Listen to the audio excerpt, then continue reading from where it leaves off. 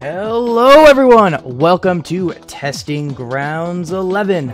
My name is Kraken Mare, and I am joined by the lovely Cheddar, if I said that right, correct?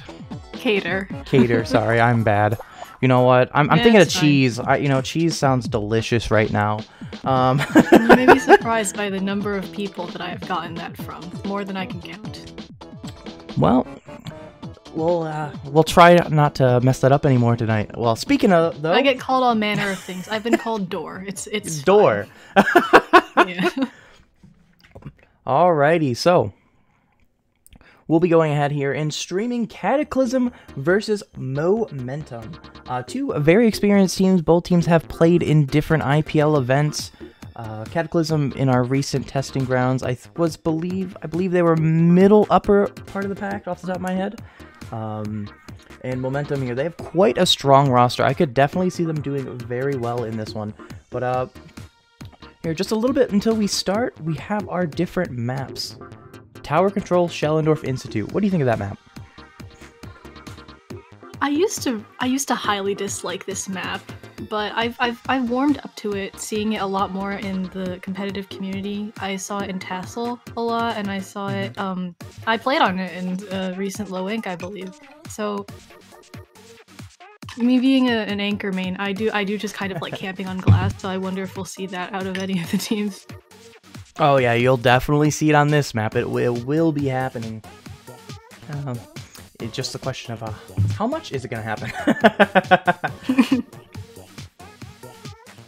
All right, here we go. We will be getting this match here in just about 5 seconds whenever the game loads.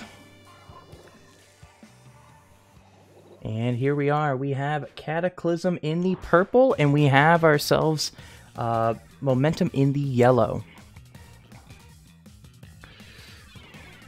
Squeezer's an interesting pick. I guess I can understand it. I suppose I don't usually see it on Tower Control, but it's definitely an understandable pick with the range that it affords. Oh, it's definitely a different pick, but yeah, as you said, you mentioned the range, but one of the big things it also provides is those bubbles. Those bubbles are huge in this. They definitely will help secure pushes, especially around those checkpoints. If you can have a bubble just hover over it, it would do a tremendous amount of work. Looks like an early push out of Memento, but it does get shut down because the K-Pro goes down, and so it's going in the favor of Cataclysm right now. Inkjet pick, I liked that. Yeah, this match so far has been pretty back and forth. Pretty kept in the center, but a good job though by Momentum. We didn't mention it, but they have actually got past the first checkpoint, which is super crucial. Every checkpoint matters. Even that first one can be very difficult to get past in this map, the way it's built. Yeah, the places the checkpoints are positioned, it's very easy for somebody else to just get up on glass and shoot down at the tower and completely eliminate the push. So securing a checkpoint that early in the game and almost getting to the second too, that's pretty big. We see a ray from both sides for that matter, going down the ray for the side of Momentum. Cataclysm able to stop that ray from taking down any members, and that's going to kill the push of Momentum, but they still managed to get to the second checkpoint. Never mind, they're still going. They're still pushing that checkpoint. We see the Squeezer getting past that checkpoint. Great job by Pokey here. I think great play there. Those pushes matter, and at the end of the day, as I mentioned before, every checkpoint matters, and that's the hardest of the three checkpoints in this map. Is definitely that one, the second one. Definitely, only 2 minutes in and already down to 39 out of them. That's quite a commanding push. So we'll just have to see if Cataclysm can come back from that. I think they'll be able to do that. Here we go. Here they are. They actually get two. Yeah. Sorry about that. They managed to get 2 down, though. Just the snipe. 3 down. Actually, that is a full wipe for the side of Cataclysm here. Able to take control of their Momentum's glass as well, and that is super crucial. This could very easily be the lead for them.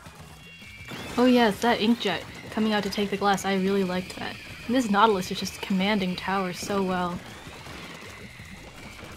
And that is going to be lead for them. Yeah, I mean, 2 minutes remaining. Both of these teams are past the second checkpoint.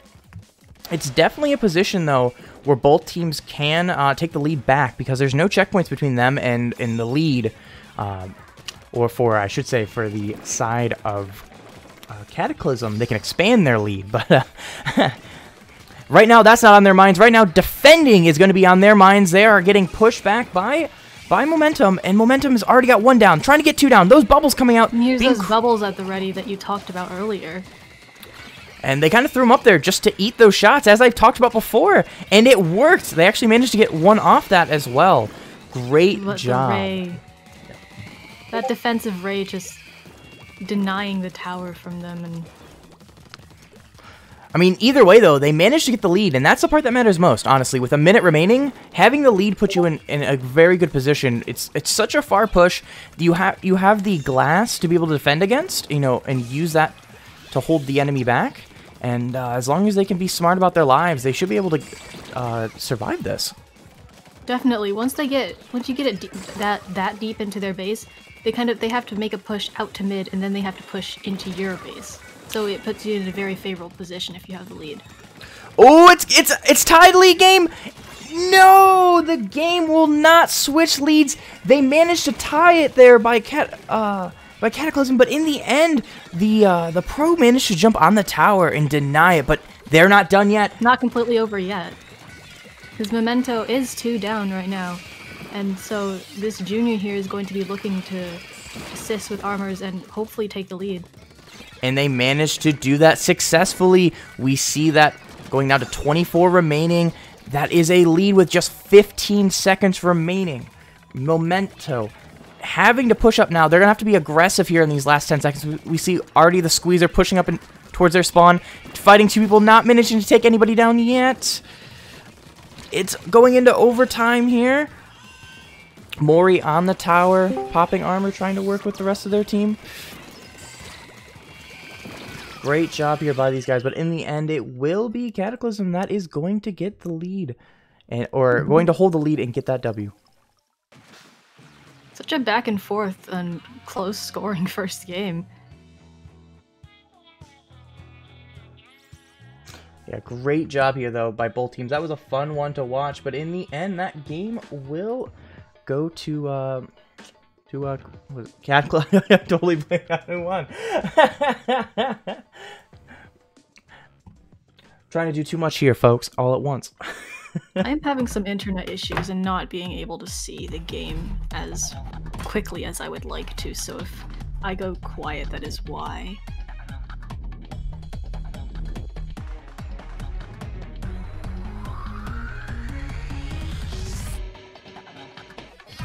All right, we will be moving on to Ink Blot on Clam Blitz. Now, this is a map mode that's a little bit different here. You know, very good choke points to try to hold off the enemy from pushing. And while you're defending, you actually have so many different advantageous positions to shoot down on. It's such a unique one. And what else do you think about this map? What is the key to winning this map here? There was just a lot about Inkblot in general, kind of having control of the plat. The opposing team's plat is just so big because clams can spawn there and also add to your push. And there is that little box that you can jump onto to get directly from mid to their plat without having to kind of like go up the uninkable ramp. And so if you're not careful, the other team can just sneak in a clam that way. But like you said, there's a lot of ways to defend kind of with the whole overlook over the plat that you can just kind of stand on and fire down. That definitely affords a lot of vantage points if you're trying to defend your plat. Similar comps, but is that a vanilla rapid blaster?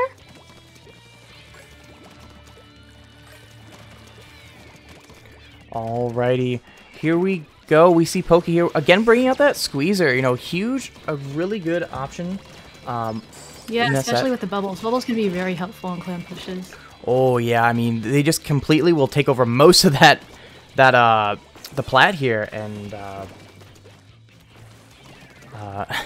we already see them trying to push up the side, painting up with the squeezer. They already are almost at bubbles for that matter, but right now the rest of the team... early clam advantage too, 18 to...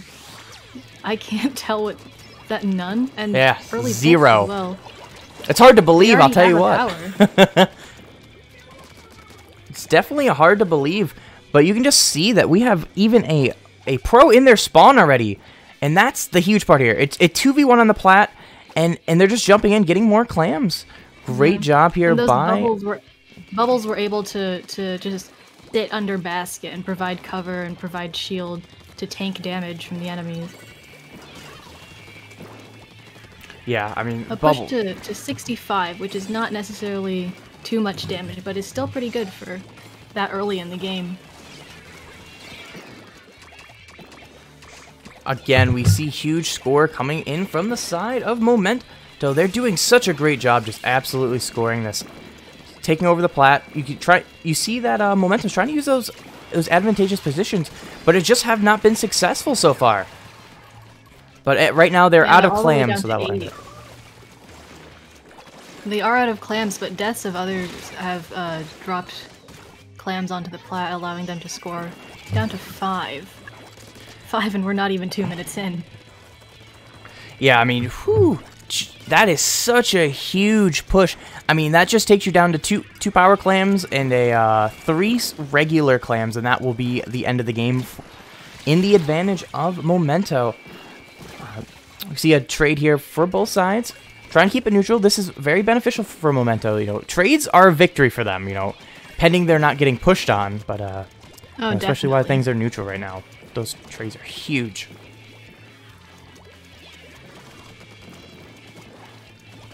I like the poking with bombs that we're seeing here, just kind of trying to chip in damage without...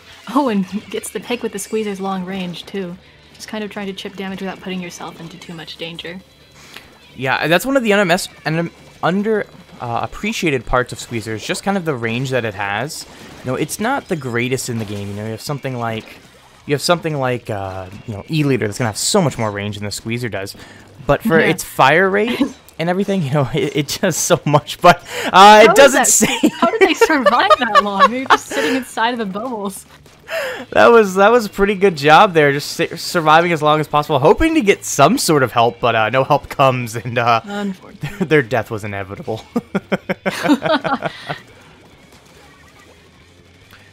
2 down for Memento, is it? I do not. And so we do finally see a power clam coming in. They're going to try and take this opportunity to push. Yeah, definitely using every opportunity to push, but they're just getting denied right now. We saw a great defense so far, but in the armor and the one member in front going down. Great job here by both teams trying to hang in there. and hold the lead and fight for it. But in the end, Memento is going to hold it. Push from 100 to 45 is a good push, but when you're up against a score of 5, it's just simply not enough.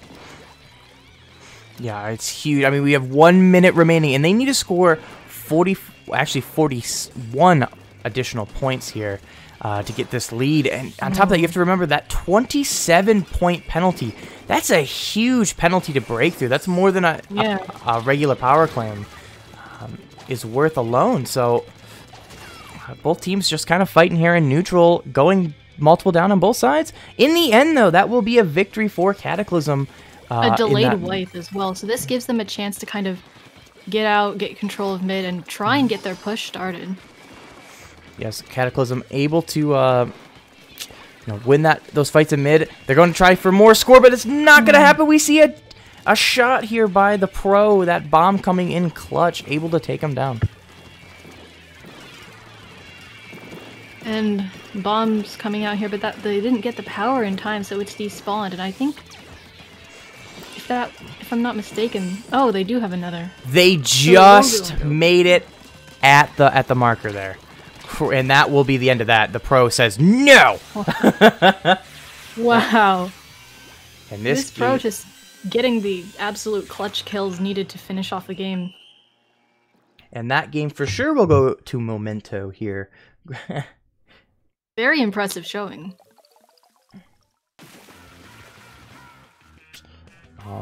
So this set is 1-1. Going into our last game, we see that K-Pro did absolutely great things. So did that Nautilus. Both of them did some great work in that game. But in the end, it is not enough for Cataclysm to win this one. So Momentum will make the set even, 1-1. And we'll be going into Rainmaker on Starfish main stage. I have a lot of memories involving this stage. It's just lends itself to a Rainmaker moment. Games can be over in the blink of an eye. Oh, I mean, that's just Rainmaker as a whole. But for sure, yes. This is one of those maps that you can definitely end it very quickly. However, there is, if you don't, like, the ramp leading up to the pedestal, that is an absolute choke point. I've had games be decided by who got the farthest up that ramp. I mean, it's really the best choke point there. You have the snipe before that, right? You still have many options to go around it. You can go left or right of that, and you can actually go on it and go up to the left. But really, most people obviously take the ramp. That ramp being the easiest choke point there. So if you're kind of getting pushed out of snipe, you can give it up and still have a pretty good chance of winning as long as you can hold them at the bottom of the ramp. It's when you get to the top of the ramp, those last few points there, every point matters. And,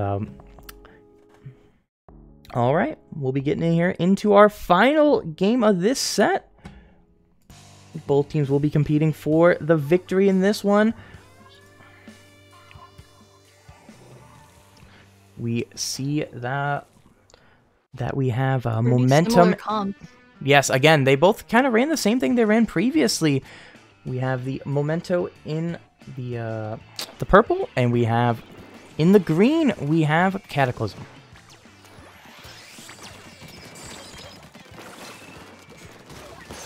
Oh, an early flank off the rapid, and already 3 down on the side of Memento, and so this is going to enable them to get an early push off. I think that was a delayed wipe, actually, because I think the junior respawned too. They were the first one down. Oh, we see a great play again by this Rapid Blaster. This Rapid is absolutely going at it. All the way up to 10. That might be the score to beat already. And we see the Rapid Blaster just absolutely destroyed that game. Wow. Oh my god. That is over. That's a Rainmaker moment for you. Cataclysm just did not have any, or sorry, excuse me, Momentum did not have a chance to get themselves together. That was just Cataclysm's game. There's just nothing to say about that. We see that rapid. I saw Go ahead. At the end, the combination of the Splat Bomb Rush with paired with the area of effect of the rapid just kind of, there was no running from that at all. Oh yeah, I mean that was GG's right there when you had that rapid there with Bomb Rush, able to kind of pushed together the rest of the team that was remaining into their range. It was just GG. I could see it right there. We saw it on the scoreboard there, putting up 7 KA in that short of a game. There was absolutely, that just was absolute decimation. Wow. Well, anyways, guys, I think we're going to take just a short break here, and we'll be going into round 2 of Testing Grounds 11. We appreciate everyone, coming out so far, and we'll have more great games coming soon.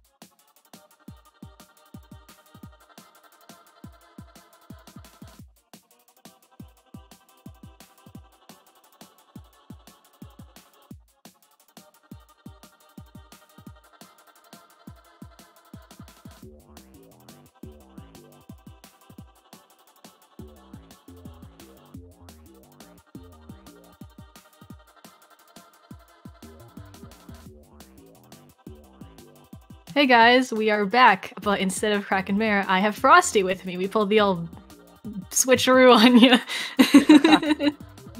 Hi, I'm Frosty. It's very good to be here. So, upcoming match we have Don't Choke on the Skittles versus Rising Matrix. I do not happen to know any of the players on Skittles over here, but there are two Ronnies. That's funny. One capital and one lowercase. I like Very that. Important. Very important distinction. That's gonna be fun. And then so Rising coming up here on Matrix. this... Oh no, go ahead. Oh yeah, I was gonna say, coming up here on this first map, it's Splatoon's on Sturgeon Shipyard. You know, this is one of those maps where I kind of expect to see like a charger or something here to help control that center area from those, from the that bridge, the snipe area, those particular places. What do you think we're gonna see going into this map? Oh yeah, definitely. Chargers and Splatlings, long range can definitely sit on snipe or the spinners and just have full reign over mid. But I also do see some like weapons that can take advantage of the sloping of the zone. Things like with fall off like sloshers or rollers, they can just kind of sit in mid and slosh down over the slopes and they get a huge advantage. But we'll have to see what comes out. Pretty standard comp coming out from, I believe that is Rising Matrix in the yellow and Skittles in the purple. So yeah, got tent comp coming out from Rising Matrix. Seems like they're going to be using that, try and choke the zone. As we're going to see Nate here from Skittles trying to get up this ledge, but can't exactly find his way up of it. We're going to see this first engagement, 2v1. Nate goes down. It's a one-down situation. I wonder how Skittles are going to find their way in against this team, because Rising Matrix is already pushing their way up pretty deep. Yeah, delayed 3 down on their end. Oh, I believe that was a delayed wipe. And this Zap has armor and it's just kind of chilling in mid, waiting for the opportunity to get picks. And there we go, pick on the sponge. And Skittles is yet again just wiped. Rising Matrix taking full control. Yeah, their charger's already perched up on their snipe too. It's going to be really interesting to see if collateral as well. But yeah, it's going to be interesting to see if Rising Matrix can find a way out of this and find it quick. Already down past 20, and it looks like Skittles has one shot to get back in. If they're even going to get back in, because this hammer just coming out, getting another pick. And that is a very fast game 1. That was brutal. Wow. Rising Matrix just did not let up on the pressure, did not give Skittles a chance to breathe once they just took hold of mid and did not let go. Yeah, it was pretty unfortunate for them, because it felt like they were trying to just get in and, you know, start kind of picking them off with their weapons. You can see that comp, it's really short range. They might have been just looking to quickly grab picks and then take control of that mid and use tools like the Vanilla Jet Sculpture's missiles, or just something that, you know, kind of pester Matrix, keep them out of the zone. Yeah. But it didn't happen. Just Matrix quickly took out, wiped their members, and locked them up in the spawn. It was just very unfortunate for them not to see how that played out. But this isn't exactly an out of the park game yet, even though that game one was very telling. Yeah, Zones is very much. Oh, sorry. Zones is very much a lockout mode, so that is what you're going for. But Reef Tower is, I find it very different. It can be an interesting map at times, because when you're moving from under that bridge, you have to realize, power from out under that bridge, you still have to take control of that bridge. You have to hold that mid area. Otherwise, there's long-range weapons that can just kind of sit up there and play camp all day. You know, they don't necessarily have to move against you. But at the same time, you can get flanked pretty easily on this map. It's pretty open. There's ways up into the opponent's court areas, or where you start throwing clams in. This is Clam Blitz. So, you know, it's a pretty fast-paced map. You have to kind of be everywhere at once. Yeah, there's a reason that the Reef is, you know, kind of the promotional front of Splatoon 2, from what I've seen anyways. There's pretty much, like, multiple ways to get anywhere on the map. So like you said, anybody can be, like, anywhere in a matter of maybe a few 10 seconds. It's very fast. You kind of just gotta keep your wits about you and check for flanks. Do you think we'll see any sort of like changes coming out from either team to kind of compensate for this map, or do you think we'll kind of see something closer to the same and maybe see Skittles trying and do a little bit different of a strategy going into this game? I would say I don't know if the tent is going to come back, but I know next to nothing about tent's favorable map modes, so... But other than that, I mean, I think what I've seen, and oh, there is actually quite a change in the comms. Same Octobrush Sploosh combination, but interesting, a double anchor comp from the Skittles with the C-Jet and the Charger, so that's also double Ray, which could definitely lend itself favorably to controlling and denying pushes. Right, and we're going to see the Sploosh and the Brush go down on the end of Skittles. Rising Matrix here in the blue just making a very, very well-made statement pushing in. That's a delayed wipe from them coming as well. Yeah, immediately taking bridge. Right, and let's see how they move this tower going forward. You can see on the special meter that CJS is charging their Ray, but Rising Matrix is going to put their out, start looking for it. We're going to see the CJS go down as checkpoint 1 gets cleared. Skittles is in a very, very unfortunate position. They have to find a way out of their spawn, or we might see a repeat of game 1. Yeah, but looks like we see the Nautilus just pushed all the way up here in conjunction with the machine, I believe, is absolutely slaying and denying anybody that's trying to drop down. And nobody's even dropping down. This Inkjet just coming up here, taking full control of this area, and that's already game. Right, and this is play all 3, so even though the set has gone to Matrix, we are going to get to see a game 3 here. See if Skittles can maybe pull something together, make a little bit of a closing statement, even if the set didn't exactly go in their favor. Just, I think we just need to comment here on, like, let's take note of like Matrix's teamwork, like how they're pushing into the spawn areas of Skittles is they're just locking them out. You know, they're choking those drop areas, taking advantage of their comp's weapons and their ranges, and it's making it just very difficult for Skittles to find a push out because they're not moving as a team. They're just kind of like trying to make one-on-one firefights, and it's not panning out for them. Yeah, I really liked, I did say, the machine not duo out of Rising Matrix, whereas the machine was just using the the slosher ability to arc the sloshes and slosh up onto the ledge, and the Not was going for fall off with their range. And so just the combination of that, absolutely lethal. Right, and what do you think that's going to translate over into going into this Clam Blitz game on Snapper Canal? How do you think that Rising Matrix will take use of that teamwork? How do you think they'll choose to push in on their opponents going into this game? There's a lot of ways you can push on Snapper Clams, but I wonder if they'll be going for pushes on the rail, because rail is easily deniable, but it's also a very fast method to push. So, you know, if you see an opening and nobody's guarding the basket, you can easily just activate the rail and throw in a power. All right, we might see something more interesting too. You know, we might see that tent from game 1 come back out and then just, you know, charge it up the middle, force Skittles to have to drain their resources into that tent, and then Matrix can just do what they do best, rush in and get those picks and make sure they can't come out of that spawn. Yep. Clams is a little bit of a prolonged, generally more prolonged mode compared to others, so I wonder if we will hopefully see a little bit more of a back and forth here, and slight changes in comps as well.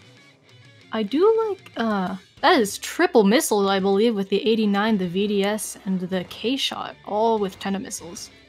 So if they get those quickly, it's just going to be missile after missile on Rising Matrix. Right, it's a formidable strategy too. You have to realize that those missiles can cause a lot of disarray really early on in games. They're just looking for picks though, as we're going to see those vanilla dually squelchers just kind of looking around, looking for a pick on one of the members of Matrix, but Septus is going to take 2 down before going down himself, as we can see Rocky building up a power clam and a Yumi beginning to hold that lock on and already 2 powers in and jumps in for more clams. I like the way the tent is guarding the jump with their shield here, preventing their teammates from getting camped by from otherwise certain death.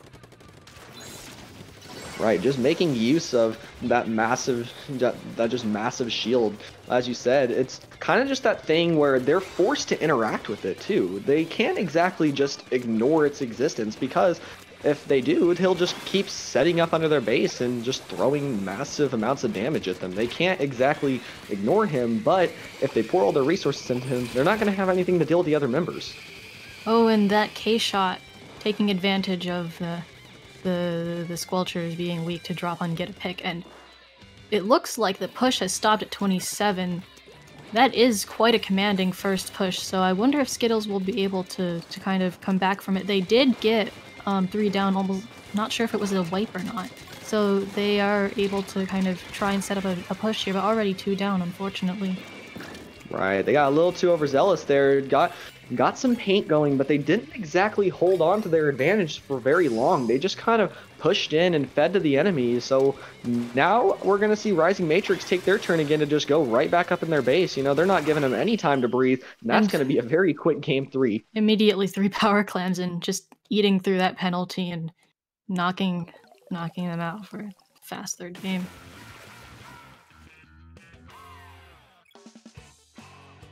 Honestly, there really isn't much to talk about in that game. You kind of saw Rising Matrix doing the same things they were doing. They just, you know, kept doing the right things at the right times, pushed their opponent in, and just made sure they weren't allowed to come near anywhere past the spawn. Yeah, I really liked the showing of the tent that game. They both helped out their teammates with, like you said, just constantly having that shield around to provide as a tank and a distraction. But they also held their own. I saw them underneath the basket kind of hide inside their shield and then pop a hammer to get the pick and get away. Alright, but that's going to be the set going to Rising Matrix. A clean 3-0. Very quick, very to the point. You know, not exactly something you can argue with. Just a very good showing of skill.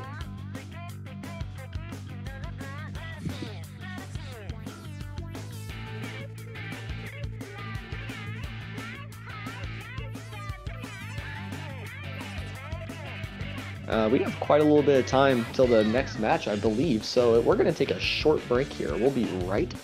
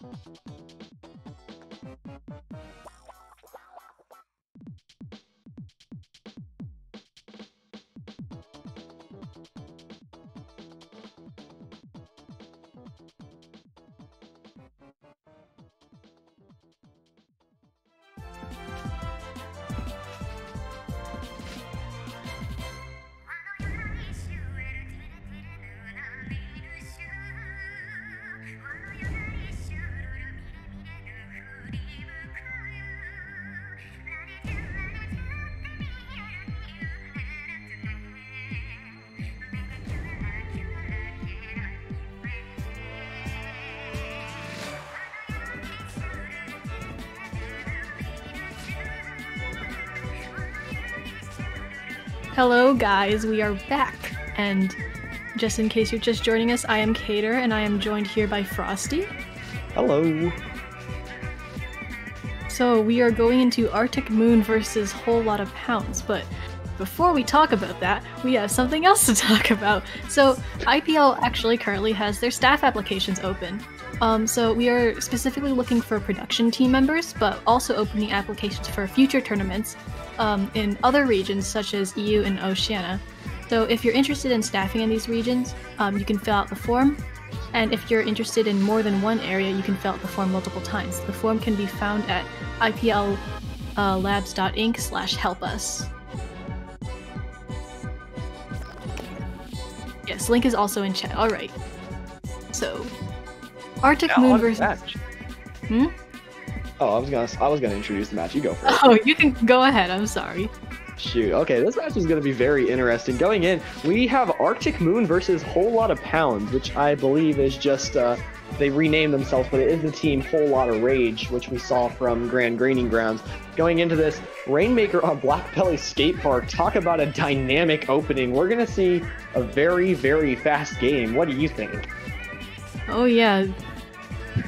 These Rainmaker on Black Belly is just open for huge pushes either way. Very back and forth map mode from what I've seen.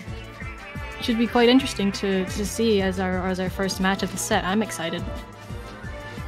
Right, you know, you're gonna see some really aggressive comps here. These are, like you said, pushes that can just pretty much utilize the entire length of the map. You have to push deep in order if you want to get some points, and we're gonna see this match starting. We have, I believe, Whole Lotta Rage in the green and Arctic Moon in the blue. And these comps, I'm really liking the variety we're seeing out here with the K52, the Knot, the Sploosh, but also CJet and Grim Range. Right, these are some pretty unique comps as we're going to see 2 down go on a Whole Lotta Pounds. Arctic Moon making really good use of that Ray going early on, but quick wipe, I think, on both sides, a little bit delayed, as we're going to see Whole Lotta Pounds as Water Gator kind of hold on and wait for their teams, so that way they can get a real push going. Jumps into mid, and so we've already had somebody pick up the Rainmaker, but immediately get taken down.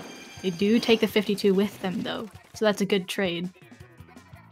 Right, 3 specials out on the side of Arctic Moon. They are ready to go as soon as they feel the need. All they have to do is push the button. We're going to see Cool Dude go down here to Stalk, who just happened to get a really good pick onto the Nautilus. We're going to see that 2v1, that skill working together, but the Grim Range does go down. Now it's time to see what happens when they pop this Inkjet. Can they get this pick? No, they're going to go down immediately before 2 down on the side of Whole Lotta Pounds, and Arctic Moon is going to be looking to find a push here with that Ray out on the side of Whole Lotta Red. They're trying to stall.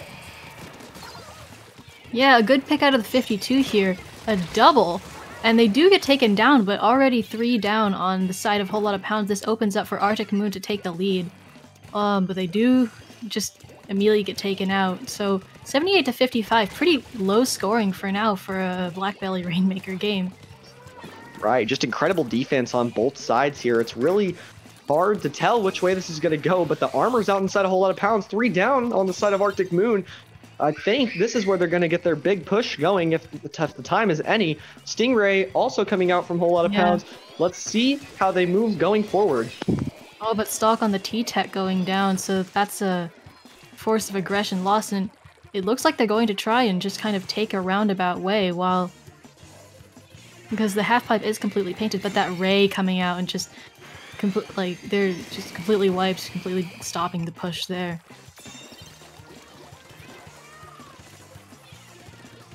Right, now let's see what happens when Arctic Moon gets their turn to move forward. They still hold this lead, but now this is a chance to extend it. Cool Dude looking for a pick here, but he's going to go down to a kind of a randomly placed bomb from Stalk, you know, just utilizing the ability of that kit to just kind of get picks where they please. 2 down on both sides, but Whole Lotta Pounds has to find a way to stop this push from going forward, lest they want to be in some real trouble. Yeah, and good 2v1 on the K-Gal, so that means that the Booyah that was at the ready is just gone now, and they just appear to be trying to defend Rainmaker right now.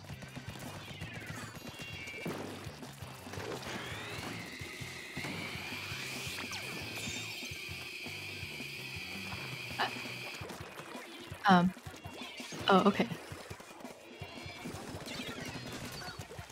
And so right now, game just kind of hangs in the balance of back and forth as picks going out on both sides. And I did like that Ray I saw earlier taking advantage of the cramped nature of Black Belly.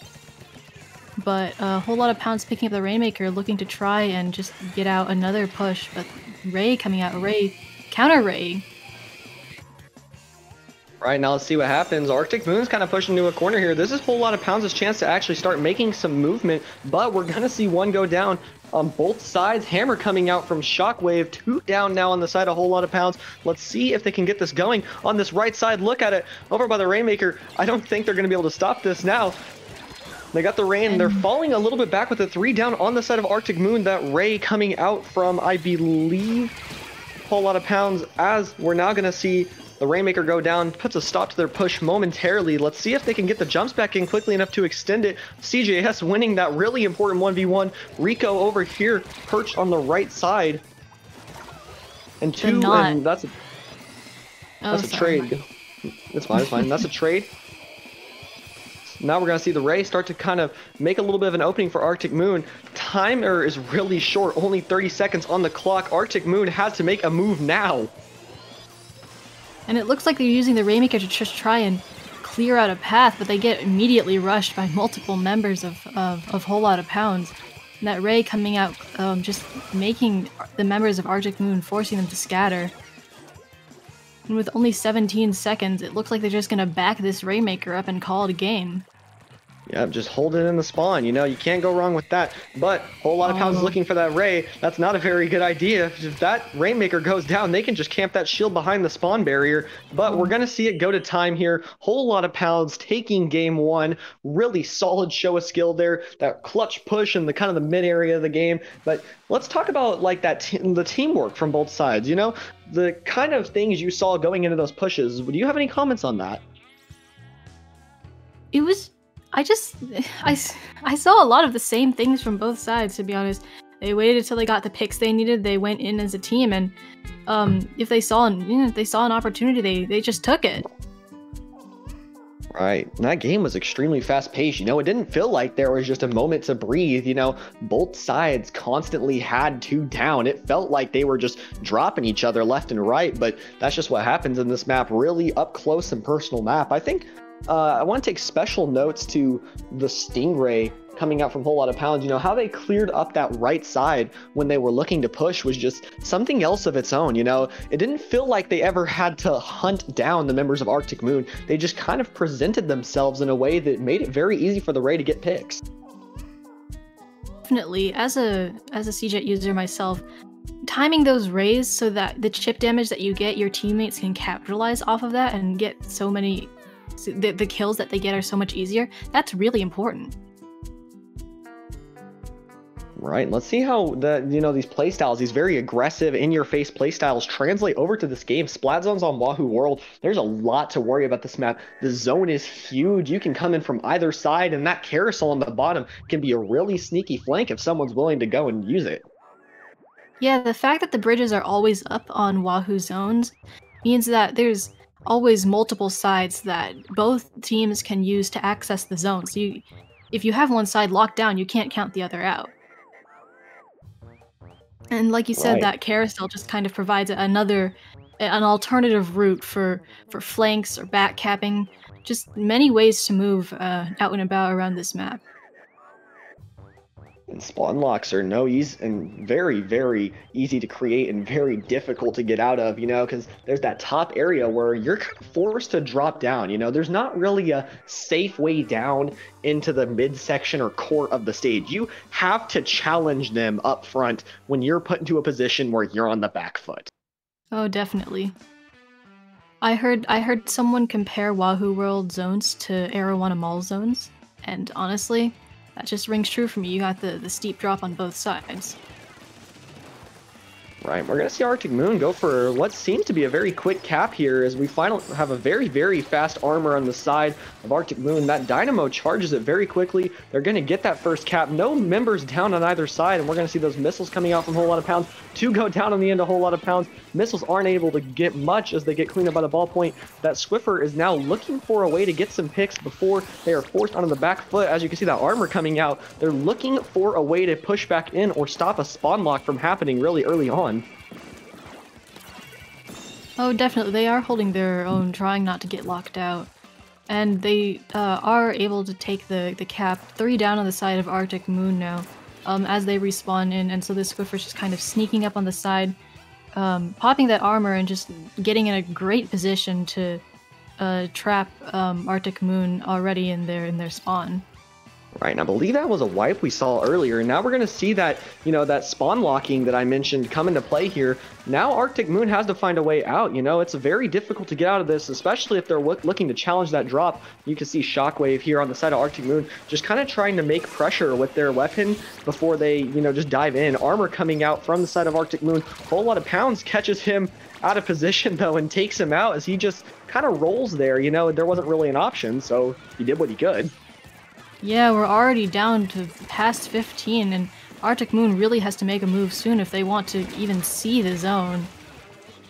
Yeah, it doesn't look like they're going to make it, though, as the game ends very quickly. Really good show there from Whole Lotta Pounds. Just, you know, they had a little bit of a slow start. Arctic Moon got the bit of a jump on him with that early cap and that armor, you know, pushing up into him very aggressively with that Nautilus. Just a good show of offensive play. But once Whole Lotta Pounds had their footing, there wasn't really much that Arctic Moon could do to stop. They got locked out pretty relatively early in the game, and just the consistent offensive pressure coming out from Whole Lotta Pounds' weapons was just very, very well done. You know, there wasn't really an option that Arctic Moon had. Yeah, despite the great area control that Dynamo gives, they just weren't able to take drop back. And when the Dynamo tried to drop and get zone, as you saw, they were just kind of swarmed by the members of Whole Lotta Pounds, and they couldn't really do anything with 3 people on them. Just how that map plays out, you have to be very, very dynamic in how you play, and you gotta, when you're put on that back foot, you kind of have to stop and think, where are they wanting to catch me at? Because if you just go down that drop, you're immediately put out of position. You have to find a safe way to create some damage, chip at their team, and find a way back in. You know, armors, ink storms, stuff we saw coming out from both sides, but Whole Lotta Pounds made use of those kits and that pressure a lot better, so you saw them come out on top that game. Now let's talk about this next match, Anko v Tower Control. What do you think's going to happen going into this game? I have seen strong lockouts on Anchovy before, so I do have faith that if Whole Lotta Pounds plays the same way that they've been playing these past 2 games, they can just end it swiftly here, like we saw in the first 2 matches. But there's also well, okay, not the first, the last match. You get what I mean. But there's also definitely a potential for a tug of war back and forth here. Right. This is a tower that you have to, you have to get very, very aggressive with your tower pushes here because it's so low to the ground. So shooters don't necessarily have to look that far up in order to just pick you out. Bombs thrown onto the tower, very easy to get. And with the checkpoints, the way they're placed, they kind of become choke points, really. It's just incredibly hard to get past them. And we could see either side here pull out something clever, like, missiles to lock out the tower entirely, or Storm to just create that pressure on the tower. And we're going to see double Booyah coming out on the side of Arctic Moon. And double Charger. That's an interesting pick. Just double Charger. Yeah, like you said about the checkpoints basically being choke points, where with that first checkpoint kind of positioned down onto the ground of the stage, it's very easy for somebody to just kind of jump on you and fire down onto you. Right, but I don't think we're going to be seeing any of that coming out from Whole Lotta Pounds. They don't have a lot of paint, but they do have a lot of power to make up for it. It's a very slow punishing comp. As you can see, 2-3 members of Arctic Moon actually going down really early, but they got the tower moving quick, and we're going to see that splatter shot go down as Arctic Moon gets up onto their platform. Yeah, quite a nice snipe out of the splatter scope there, just stopping the zap in their tracks, but not before they got a double, which is just so crucial to get the push started. And that just looks like an early push out from Arctic Moon, popping those Booyah bombs and just kind of forcing the Fire Fin back to where they can't get a view of the tower. Right, and we're going to see Stalt getting aggressive here, getting into a 2v1 with the members of Arctic Moon, but I think he sends 1 down, and it looks like he's going to get 2, as he does. 3 down on the side of Arctic Moon. I think now is when we're going to see a whole lot of Pounds members start to kind of do those big aggressive pushes they like to make, as we saw in those last 2 games. Let's see what happens if they want to move the tower, though, because, like he said, like I mentioned earlier, this comp doesn't necessarily have a lot of paint to back it. They do have to get very aggressive, and they have to make sure the members of Arctic Moon are going down pretty quick in order just not to get, out-painted or out-spaced by Booyah bombs. Speaking of getting aggressive, that looks like exactly what we're doing. That Inkjet taking that high overlook. But as I say that, three on the side of a whole lot of Pounds go down, and that's a delayed wipe. Right, now we're going to see Arctic Moon starting to make their way back in. That N-Zap moving the tower a little bit. He has that armor at the ready, as we're going to see Arctic Moon quickly charging those Booyahs. 3 specials on ready, 2 Booyah bombs coming out from the side of Arctic Moon. Actually, yeah, 2 Booyah bombs coming out from the side. Whole lot of Pounds now has to fall into the back, but they do have to wait their turn. They got to find a way in, but they cannot get aggressive. They cannot chance just getting in a firefight. As we're going to see Shockwave get knocked off the tower there. They're looking to try and make their way back in, but Rico kind of behind that overlook, making use of kind of a unique position, really, just getting that damage onto the members of Arctic Moon. 1 go down. Whole lot of Pounds now has to make something happen fast. Oh yeah, definitely. They were able to take lead out of that, if not just by 3 points. So this puts Arctic Moon in quite a favorable position right now, especially they're still holding down plat, they're still applying pressure, they've got specials, they've got paint, everything they need to just keep this push on going.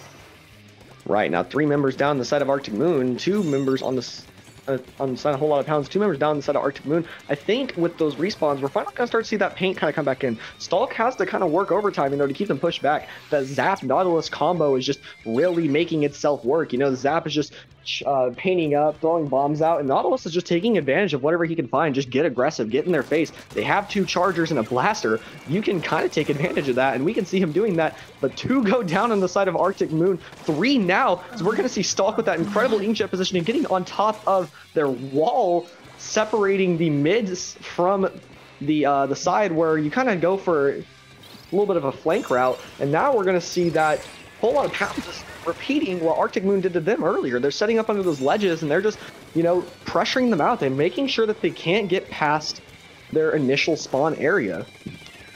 And Arctic Moon does appear to stop that push, but taking a whole lot of pounds has taken lead by just 3 points, just what happened a couple of minutes earlier, and so they've got to make something happen with less than a minute left on the clock. They need this lead back. Right, and it's not a safe lead either. They can very much make this happen, but Whole Lot of Pounds doesn't seem to be very interested in letting it happen. You know, you got very, very strong pressure coming out from Whole Lot of Pounds. They just have a lot of pressure with that high damage comp. You know, you can't chance the fight with any of them. If you're going to go in, you have to get that kill. As we're going to see here, Whole Lot of Pounds yet again making that statement even more true. You know, it's just all that burst damage. You cannot chance it against them. You have to kill them first. Trades are just not going to work with this fight. And Arctic Moon able to push the tower up onto the plat, but unfortunately it really doesn't look like they're going to be able to stand up against all of this high paint, high pressure, and that is the game. Very clean 3-0 coming out from Whole Lot of Pounds, but make no stranger, these games were very, very close. You know, you saw Arctic Moon kind of start to make an idea of how they wanted to combat Whole Lot of Pounds' style of play towards the end there, but it just wasn't enough. And special notice to that Grim range, you know, that very high KA, he was very much showing his stuff in those games, taking advantage of when Arctic Moon was kind of holding back on their armors. You know, they wanted to play it patient, they wanted to play it safe, but with that burst damage, they just kind of came in and killed them before they had the chance. Oh, definitely.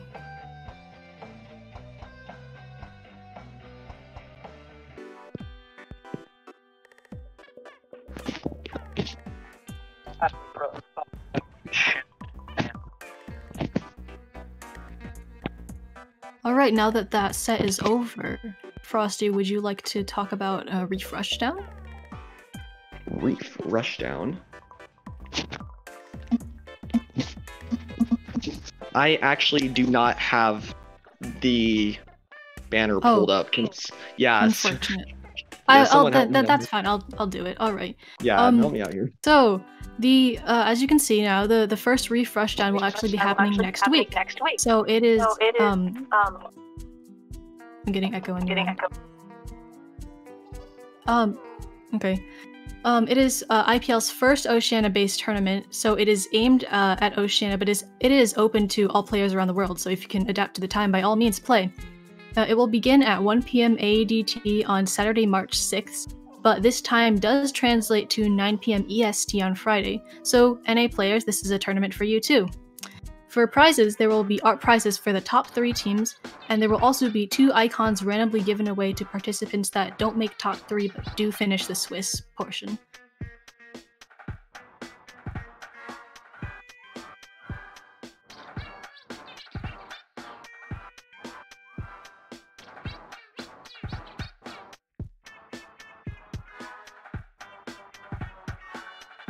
And with that, that is the last set that we will be doing. So we'll hand the mic to others, and Frosty and I will be signing off for the night. Thank you all for joining us. I had a great time.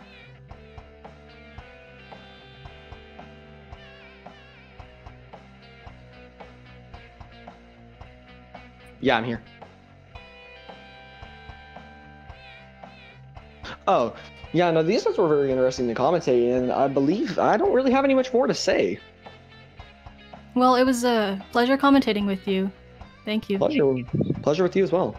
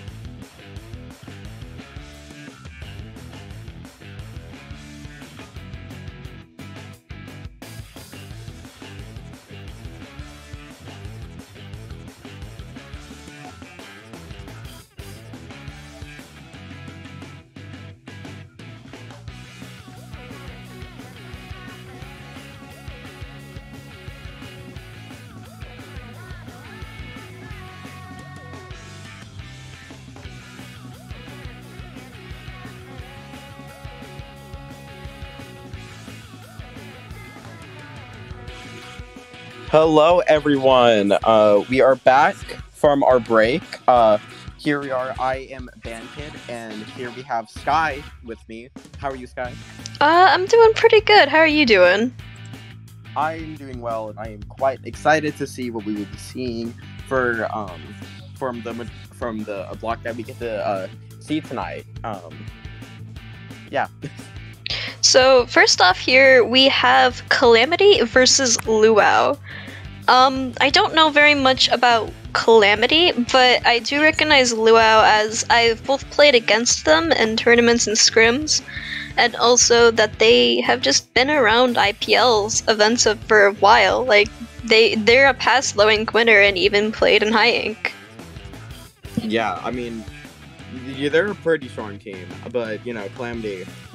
I mean, that definitely is not going to be like, oh, you won the wink, here, have this reset. No, that's not going to be happening, especially against Calamity. Like, this set's going to be quite a wild one.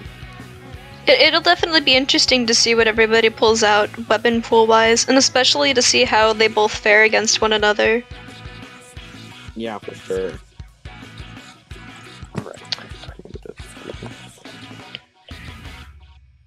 Something else I'd like to point out here is that Calamity is seed number 23 and Luau is seeded at number 9.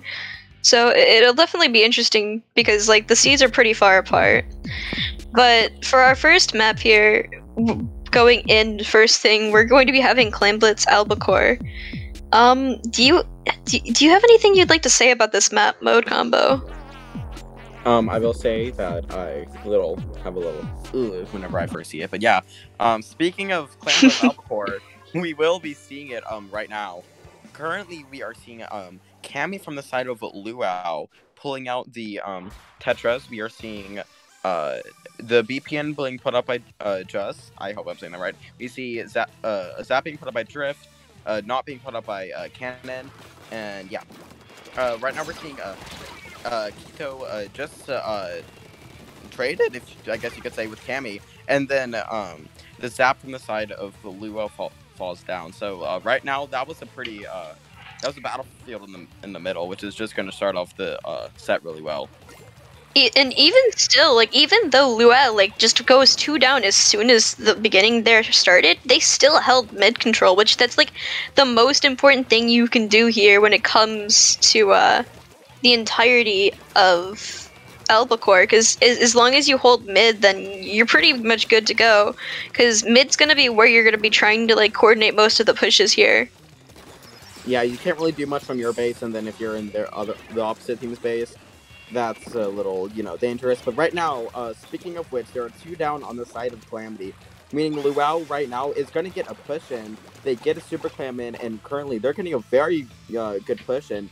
Currently 59 down on the clock. Not on the clock, sorry. On the amount remaining, they have 4, but it looks like that will be the end of that push. But it was a very quick push, but it definitely got them a very good starting one. It was very quick and did end pretty quickly, but the fact that they got so much taken off of their entire score there, it just, for the first push, is pretty good in itself. Now, as long as Luau here is able to contend against Calamity and defend themselves, which here we see African and with the Nautilus doing such, taking 2 down, and Calamity gets wiped. Yeah, and it looks like they're gonna make a push here. Yeah, and they do get in a clam, but we don't know if we'll be able to get any in. Cammy pulls out a splashdown. They do get some clams and 1 down on the side of Calamity. They are going to be trying to get more in. There's 4, 2, 3. They're all over the place. 8 remaining. This may be a knockout set, or not knockout set. Sorry, knockout game.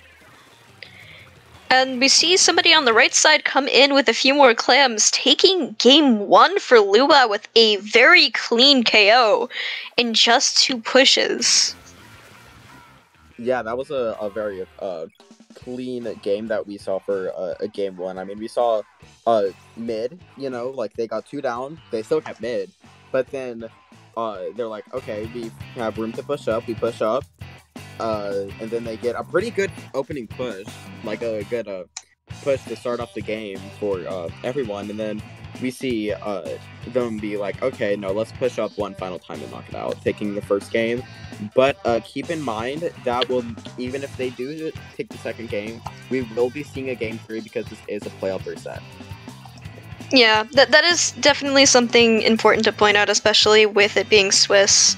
Something I did notice while they both played was that both teams were able to definitely like contend against one another. It's just that it seemed because obviously Luau had mid control that they had the upper hand for most of the time. I'm interested to see if maybe Calamity can possibly take a game off here, because it seems like they're strong enough to possibly do such, but it just seems like Luau has a lot of paint control. Yeah, it's just like Luau. It's just like, you know, they did really well that game. I mean, both teams did really well, but like, I mean, especially with Calamity, you know, like it's Luau, you know, you gotta like, wow, okay. But yeah, they did a really well defending. I mean, they didn't get knocked out in one push. You know, that's one thing to think about. If you at least don't get knocked out in the first push, that's all you really need. But you know, that's good. But yeah, on our next game, we will be seeing Rainmaker Humpback. So, with Rainmaker Humpback, something interesting with this mode combo, personally for me, is there's two ways that you can push. You can push either from right side, going from elbow into their space, or you can completely go through mid and then go to the left side of the map and go up the wall, to which I feel like going up the left side of the wall is probably not the most optimal way of pushing. I mean, that's really just like okay, we can get easy points here if we have the chance. But yeah, speaking of a push, we do see a bit of a starting lead. Right now we see Luau getting it down to 94. They pick it up once again. They take some points down. It looks like they would try to be getting more points on the board. And with such, they actually are getting more points. However, it looks like they could possibly have their entire push here shut down by the Stingray, and which we see it does get shut down by that Stingray. We see that Calamity's actually pretty much wiped Luau, and they have taken most of mid, and they're painting up mid there a lot. Yeah, I mean, right now they just gotta get paint to have their center, the anchor of the game, not the weapon type. No, the mid is just like the mid's the most important part, and they are right on the lead. This is very close. They're very pressured though right now. It's only them, and sadly they do fall, meaning that right now it's only 1 point away from lead. Meaning that Luau, if they want to be safe, or at least have a comfortable, you know, place to stand, they can't. They gotta push it up now, which they are doing. And here we see Luau trying to take that Rainmaker up that left wall, like I talked about earlier, in like how you said, just for some easy points. And even though like they do go up and end up getting knocked out, they pushed it to 32 there, which that's about 30 points away. Oh, and they're actually able to continue pushing it, and they get it finally to a remaining of 13 here. So it's just a matter of seeing who can outpaint who here, because there are definitely some people from Calamity here who are trying to stop them from popping that Rainmaker. However, I don't think that they have enough paint power, and obviously they didn't, and they backed off a bit, and Luau just barely getting a KO there and being shut down. Yeah, there's only one left, and that's a knockout, which means right now, Calamity is really, Calamity has to be, like, you know, pretty tense right now of what they're going to be doing. They got to be really considerate of it, because, like, if they mess up once, that may just be a knockout once again. But yeah, right now, Luau is a little backed up, so if there is a knockout, that will be a little later, hopefully. But yeah, right now we're seeing them trying to push up in the mid, but Liquid, actually with the Galp, gets taken out by the remix, and yeah, looks like Luau may be able to be getting a new push in, but that seems a little less likely now thinking about it because they have 2 down, but yeah.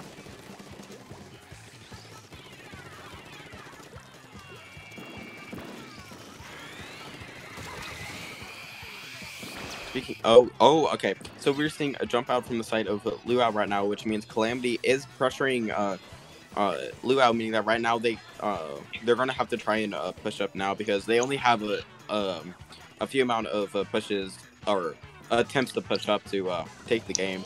But yeah, right now we're seeing 50 about left to 49. One down on the side of Luau. They just gotta keep on it, hammering down at that progress bar. So something here that Calamity really needs to focus on is keeping the Rainmaker safe, and unfortunately, it's kind of hard to do that when, you know, a Booyah gets thrown at, like, where you're all kind of bunched up together, which is why usually bunching up, especially on this mode, is usually maybe not the best option. And not to mention, just bunching up, I mean, on this mode, it can work on some maps that's a little more open, but on a map like Humpback where they were, that does not work. It's Humpback, they threw a bomb like they did just then, and yeah. But there is only one life on the side of Calamity, meaning that they're gonna push up now to try and keep that Rainmaker out of their base. We see Caliber here get a nice shot with the Rainmaker and taking out the Gal. I mean, Luau here doesn't even really have to continue making this push either. Like, if anything, they could technically just stall and just win off of that because they have a remaining of 1 and Calamity just has a remaining of 27. Because Calamity genuinely just needs to KO in order to take the game here. Yeah, if they don't KO, that's gonna be game for Luau, but we're only approaching about 5 seconds left in the game, meaning that right now there is only one chance to push, and if they don't do this push as they can and coordinate well, that will be the game, and that's game. But keep in mind, even though it did go 2-0, we will be seeing a game 3 for Calamity to possibly get another game because it's Swiss. Any game counts. If any game can counts to you getting the ability to get the top cut. Something that's really nice about Swiss is that every single game you play counts, especially, like, even if you lose the set, like, if you're able to take at least one game, then that's enough to, like, count towards your overall score and giving you a higher chance in going to top cut. I mean, yeah, like, for, I believe the tiebreaker we're on right now, it's depending on your win rate, you know, like your and your win rate, that can be the thing that decides if you're going to move on to top cut or you're not going to move on to top cut. Which, keep in mind, top cut is, you know, top cut, that decides who's going to win the tournament, so. Next map mode combo here, we have Splatzone's Macamart. And I actually really, really like this map quite a lot. I'm kind of iffy, I guess, about the mode, but the map itself is pretty nice. Something that with this map mode combo that I feel like is really important is obviously focusing mid, because that is exactly where the zone is. And yeah. Having both the left and right side of the maps being watched, like especially like on left and right stacks and stuff, and going through the alleys, having those painted up, and you know, mid and left and right side of the maps are like going to be the most important here. Is there anything in specific there that you think is important? Yeah, I mean, like you were saying, and this really goes for any map, but like, you know, the mid of the mid of any map is the core point, no matter what. Like, that is the thing that will keep you in the game. But right now we are going to be seeing the match in play right now. We see that Africanon here actually pulled out a range blaster, which I don't honestly see blaster, like at least range blaster, that often. I mean, I've been seeing it a lot, but like, you know, it could definitely work. I mean, more for tower control, but at the same time, it's in the bad map for it at all. But I mean, not as good as something. But yeah, anyways, sorry. But yeah, Calamity will take the zone here, with Luau only getting a short progress, meaning that they will be able to take the lead and possibly even get more of a lead from there. Kito takes out Caliber, and then Cammy takes out sorry, Kitho again. And yeah, that's a wipe on the side of Calamity, meaning that this is the chance that Luau needs to get the lead again. That was a very good opening push from the side of Luau, even if it wasn't very much, but something here that's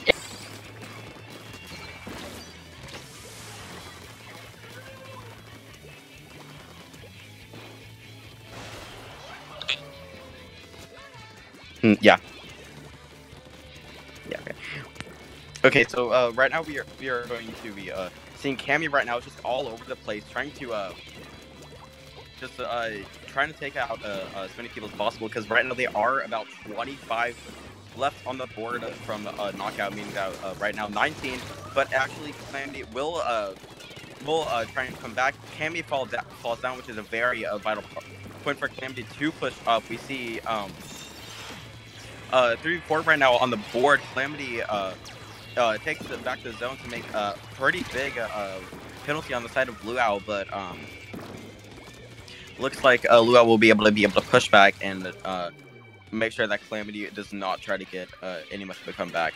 Right now, Cammy again, is doing as much as they can to pressure, and yeah, because Tetras, that's what they do. They're supposed to be annoying and be up in your face. But yeah, they are one down on the side of Calamity.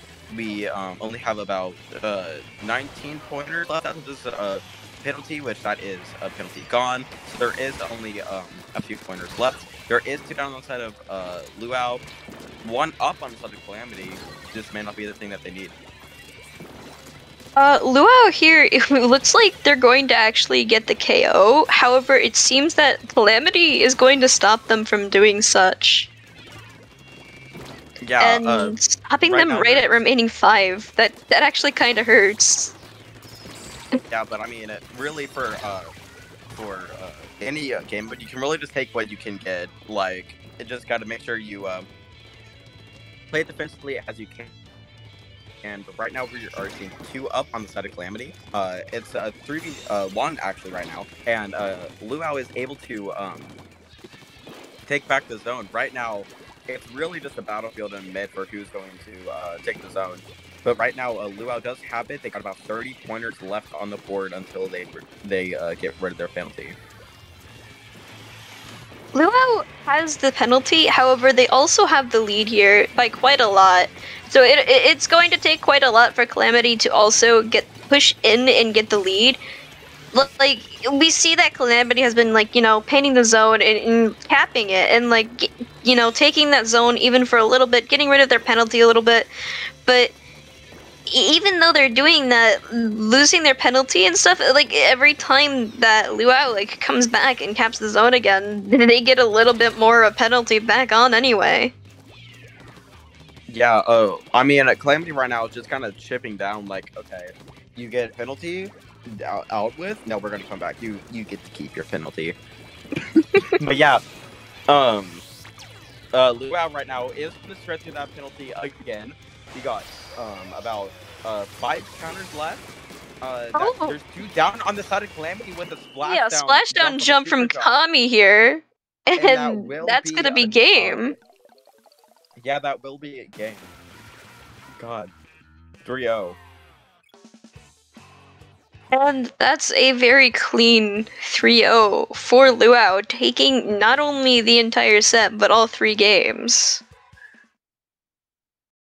Yeah, I mean, Luau, right, that game was kind of annoying for them. I mean, they're like, okay, we get through our penalty, we got only a few counters left, we got this. Calamity puts back up, no, you don't, no, you're gonna have your penalty. We're like, okay, we finished our penalty. No, you get a new penalty. It was all over the place, and then finally they were able to keep it and knock it out. It was very back and forth for a lot of it, actually. I will definitely agree with that. Something I noticed here was Luau does a really, really good job of just paint. Painting is something that they were very strong with throughout all of these matches, especially Clamblitz on Albacore and Zone's Mako. Yeah, I mean, paint, that's the reason why Splatoon's a thing. That's the thing that sets it out, and it's really the reason, the most important thing in the game, if you think about it, because like if you put paint down, that limits your opponent's movement, right? Mm-hmm. And then if you put down your paint, that increases your movement. And this game's all about movement. Like that's all that, like it's all over the place. Like the amount of crazy things you can see just from people, moving around the map and how they do it is really really crazy. And you cannot do that if you do not have map control, which is what Luau was able to do in both Albacore and Makamart. Or sorry, Clamblitz, Albacore, and Zone's Makamart. Overall, strong games from both sides. Like both teams were pretty strong for all three of these games.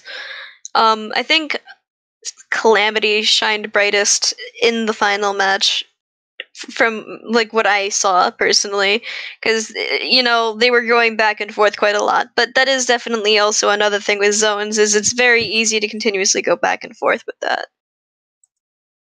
Yeah, zones is really easy just to go back and forth. Like, okay, we take zone. No, we take zone. No, you get zone. Now zone's neutralized. So yeah, I mean, zones on mini maps are very stubborn. Like something you're like, what? How? But yeah, that was a pretty wild game 3 that we did see. But sadly, Calamity was not able to keep up within the game 3, meaning that they did have to take the 0-3. I think that's pretty much about it for this round for now. Unless there's anything you want to add on. Not really, no. On that note, we will be taking a short break while Swiss round 4 finishes up, and we will see you in round 5.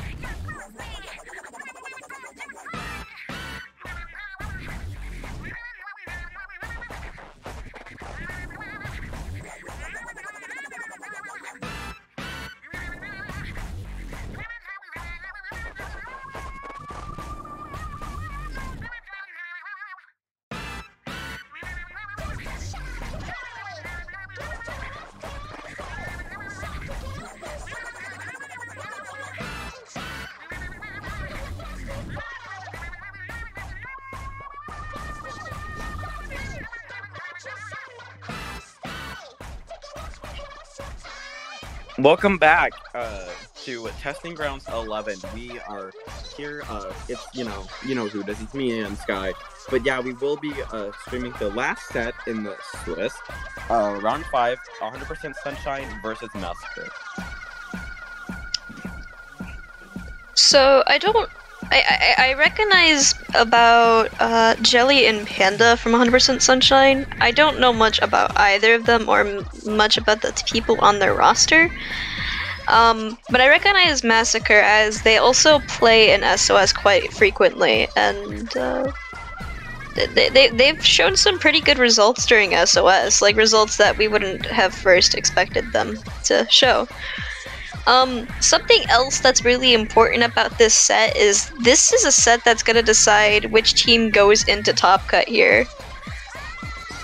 Yeah, I mean, as we were saying before we went on our break, with Swiss, every set, every game counts.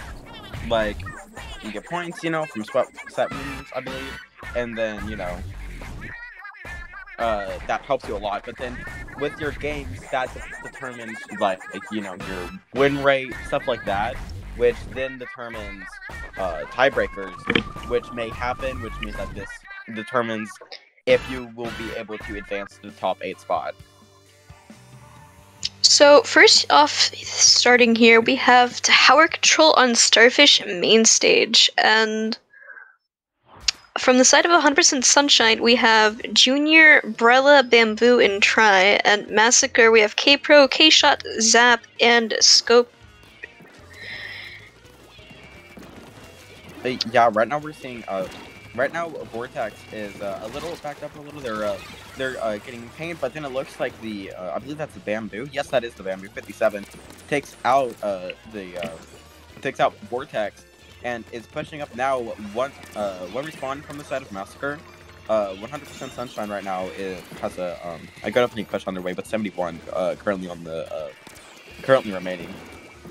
Massacre here started off really well with having quite a bit of paint to start off with the opening. However, unfortunately, having a few people go down on their side ended up not doing too hot for them, and allowed 100% Sunshine to push up and completely overtake their snipe and pretty much everywhere that they had painted up that would have been beneficial to them pushing. Yeah. That would right now we're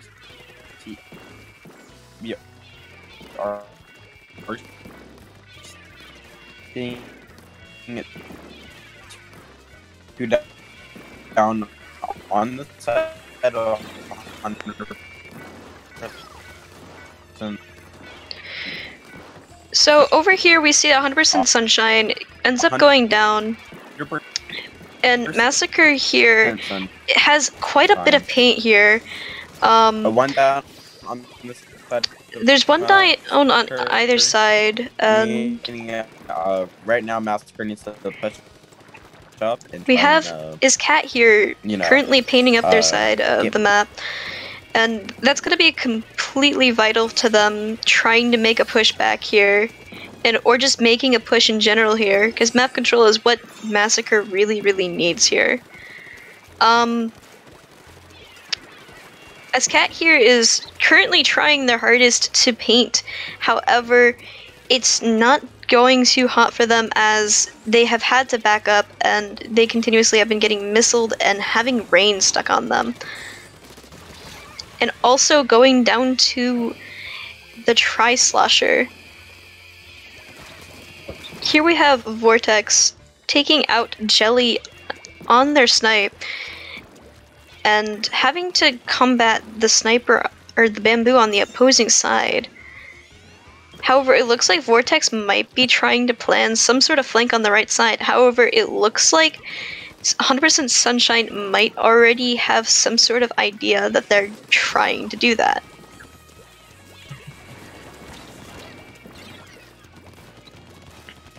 Yeah, right now we are seeing 100% Sunshine being able to push up, try and at least get the tower away from mid to try and to further away from their spawn, because the further away it is from spawn, the better it is for 100% sunshine, because that's harder for them to get lead, especially with the time ticking down, as we only have about a little less than a minute and a half left. Something I would like to point out here is that 100% Sunshine was able to make that first initial push to 40, and they haven't been able to push it any farther than that. But they also haven't had Massacre make a pushback either up until now.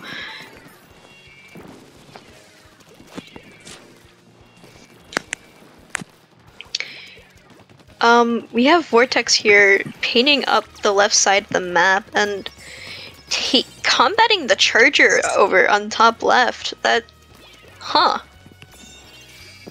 Yeah, right now, even though I was talking about earlier how it's 100% sometimes trying to push up to,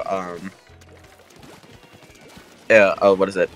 They were trying to push up to keep it away from their mid, but right now Massacre is finally getting a comeback. They only have a few counters left. 2 down side of Massacre, I believe we just saw it. 2 respawning now. Right now 3 down. 100% Sunshine needs to get the push up back. We only have about 10 seconds left on the timer, which means we will be seeing an overtime soon. 100% Sunshine here is going to definitely want to try and get that lead back, as they have been holding that lead since the very beginning of the game, and having it taken away from them like that so quickly is probably not the happiest thing for them to have to deal with. However, it looks like Stingray here is going to push Panda off the tower, and it's going to force somebody else to get onto tower. However, somebody from Massacre ends up being on it and taking out the last person from 100% Sunshine, and game 1 here goes to Massacre. Yeah, I mean, if I'm being honest, that was a little, crazy. We see 100% Sunshine just over their base, for the first, 4 minutes of the game. Massacre's like, no, we're gonna come back in one push, and they knock it down 27, and then 100% Sunshine cannot come back from that, as they only had about 20 seconds left. The game, I will say though, both teams are playing very, very well here, and both are very, very strong. So this is gonna be very interesting, because 100% Sunshine, although very, very dominant in the very beginning, ended up losing the lead very close to the end and not being able to take it back due to Massacre using their specials to their advantage there. Yeah, but as we that was the first game, and this is a playoff reset, as said before, meaning that we do still have 2 games to be playing, and our next game we will be seeing is Clan Blitz on the Reef. What do you think about this map in particular? Map mode combo. I personally do like Reef a lot. Maybe not Clan Blitz as a preferred map mode combo. I prefer zones with this map personally. But something that's going to be very important to keep here is going to definitely be the bridge in mid there, and maybe also possibly underneath in mid. The bridge on Reef is one of the most important mids you will see in the game, just because of the fact that it's it's elevated. I believe it's besides your spawn, it's one of the highest elevations in the game, and it's just a really good point for any team to try and keep the other team back out of their in their spawn. But speaking of which, we do see 100% Sunshine getting a super clamp in. 80 down on the progress bar right now, meaning that they only have a few seconds left to get one in, which means that isn't a very strong push to start out with. So right now, that does not really mean that Massacre is out of the game yet. We still have about 4 minutes left. It's only 80 points left, and down to 0. So yeah. 100% Sunshine getting that first push, however, is definitely maybe a bit of a sign in some form, depending on if they're able to keep up with that first push there. Massacre here looks like they really do want to make a push, however, they're currently 2 down, and it's not gonna look like they're going to be able to get that. and losing the person who was carrying their power clam to Jelly here on the Brella, who ends up going down to a suction bomb. However, one of their teammates is able to sneak in that power clam. Yeah, right now, 100% on Sunshine was able to get another clam in, but that is only 10 points that they were able to get because of that penalty. Meaning that once again, right now they're really just chipping off by power clams, which is not very safe for clam blitz. So it's going to be a very they just try to get some clams in, and then that's when they can say that they're a bit more comfortable with their push. Here we see 100% Sunshine gets 2 power clams in, not only just getting rid of that penalty that they had, but also like opening the basket, and they also get a few more clams than just those in, and getting it to 19-16. Massacre is trying their hardest here, coming out of spawn, trying to fight off everybody coming in. However, 100% Sunshine is going to get the KO. And currently we are 1-1 for the set that's going to decide who's going to make it into Top Cut here. I mean, if you ask me, this is kind of like this is going to be like the second most tense set in the tournament we're going to be seeing, because at this point, I mean, you got grand finals, right? That's the most tense of the tournament, because like, you know, that's the thing that decides who wins the whole tournament. But with this round, this is the thing that determines if we're actually going to be able to play in Top Cut to eventually get to grand finals, which means whenever we will be seeing a Rainmaker Sturgeon very soon, this is going to be very high stakes. So, Rainmaker Sturgeon, do you have anything specific with Rainmaker Sturgeon that you want to say about it? I think it's a pretty fine map in general. But with Rainmaker Sturgeon, it's just like you got to get like a good push, because if you don't get a good push and it comes like, you know, late game, then they can cheese it by an easy thing on the left side of the map for the team, meaning that, you know, if you just fall in overtime, that's lead if it's up to a certain point.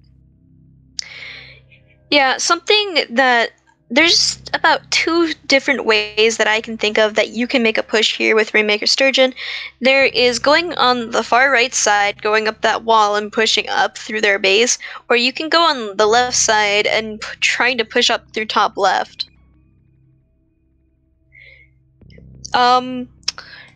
And like, honestly, the way to get the most points quickest is definitely going top left through jumping up on top of the box and just getting on top left over by the spinner. And either you can try and make a push going on the furthest part of left, or you can just go through spinner if you would like, and both get you a lot of points. I believe it gets you to around 30, if I'm not mistaken. That sounds.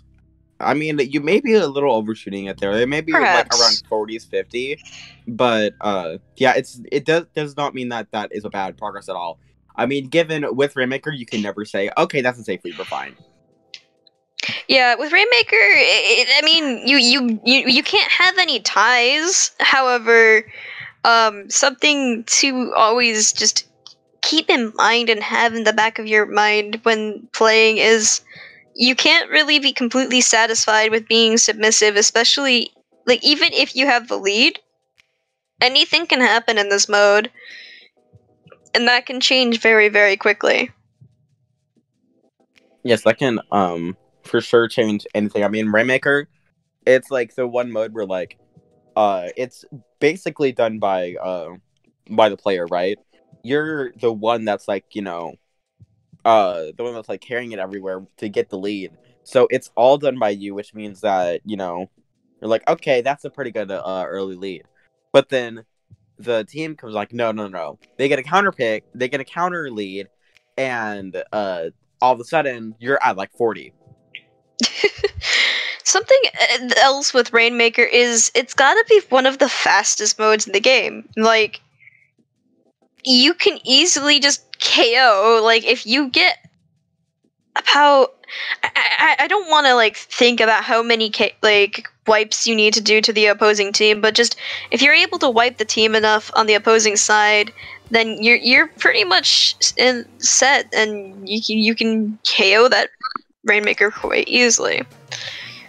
But here we are going into our third match. Who is going to decide who wins the set and who makes it to top cut here? We see on the side of Massacre that they get the pop here. First thing off the bat.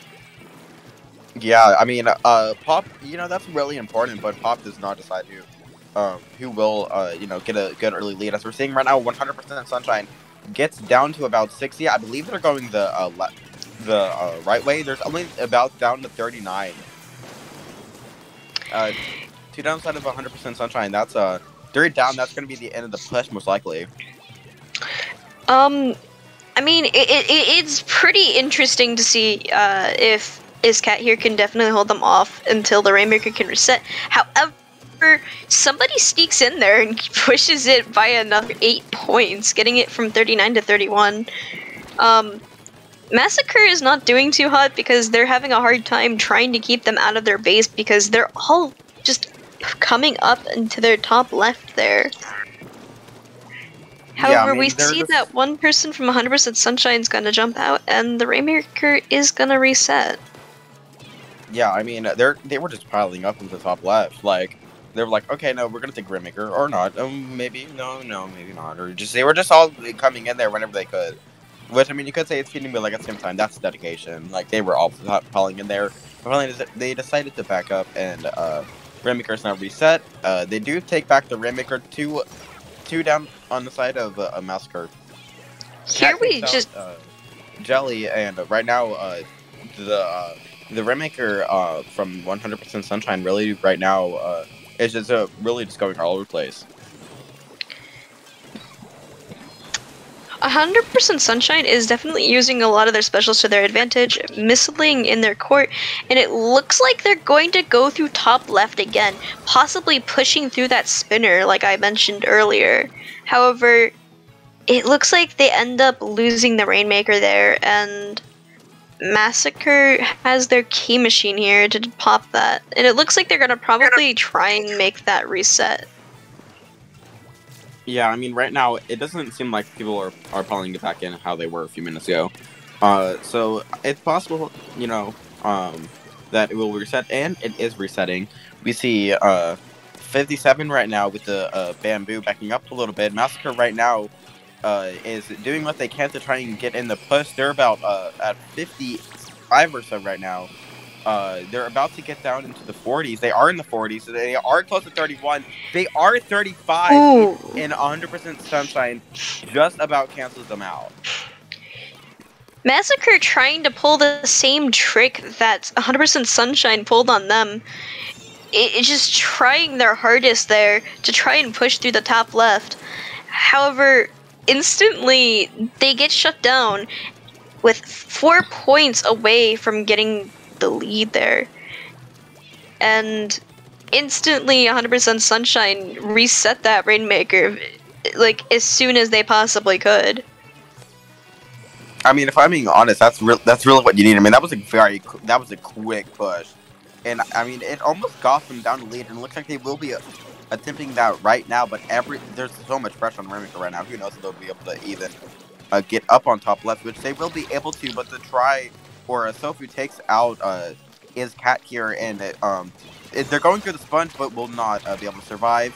And it looks like the K machine on the side of Massacre will fall down. And we see that Massacre is pretty much wiped, with only their Zap being the one there. However, I would like to say that the Zap is respawning, perhaps.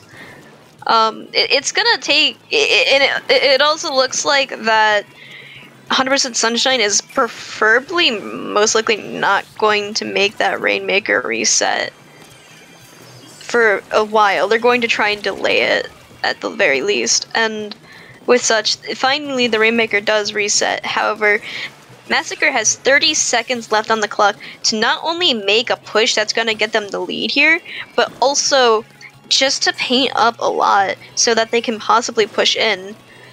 to which it's gonna be very hard with how much pressure that 100% Sunshine puts on them with all of the specials that they use and how they use their specials here.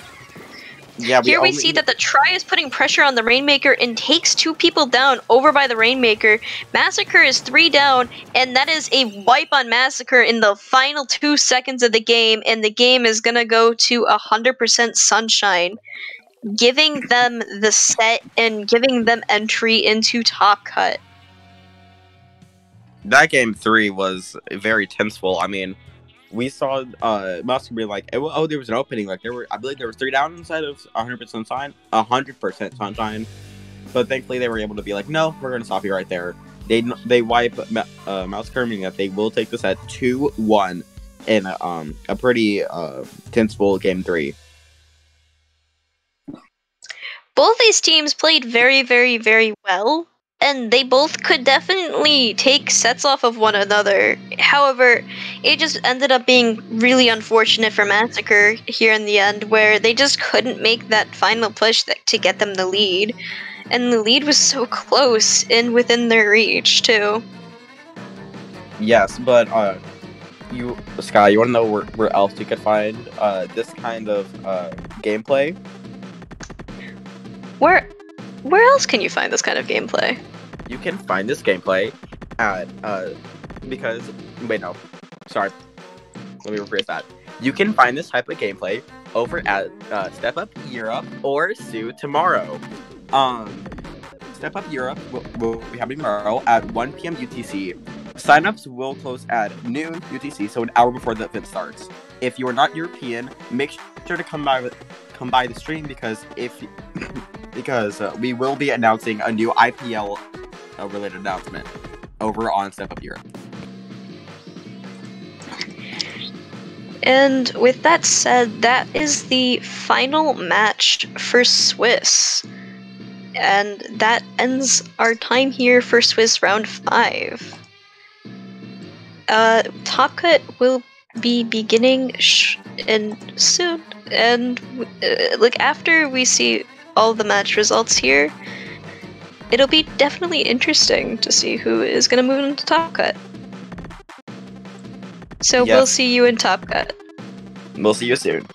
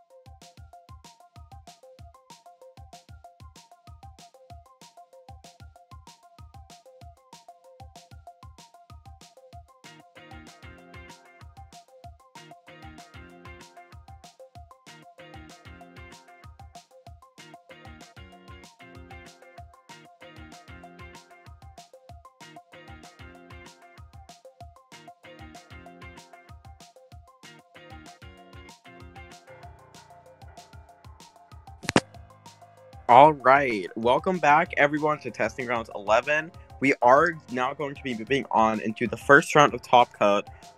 Ratio versus Arctic Moon. It's me, Bandkid, and of course we got Sky also on the mic with me. How do you feel about this set as the first Top Cut match? I know that both of these teams are actually pretty strong, and I've personally seen both of these teams play frequently in both SOS and TG consistently. Most notably, I've actually played against Arctic Moon in past as well, so I've kind of just watched and followed the name for quite a while. Yeah, Arctic Moon's a pretty popular name if you ask me. I mean, they're also a pretty good team. I mean, they are in Top Cut for a reason, so Definitely, every team that makes it here works pretty hard.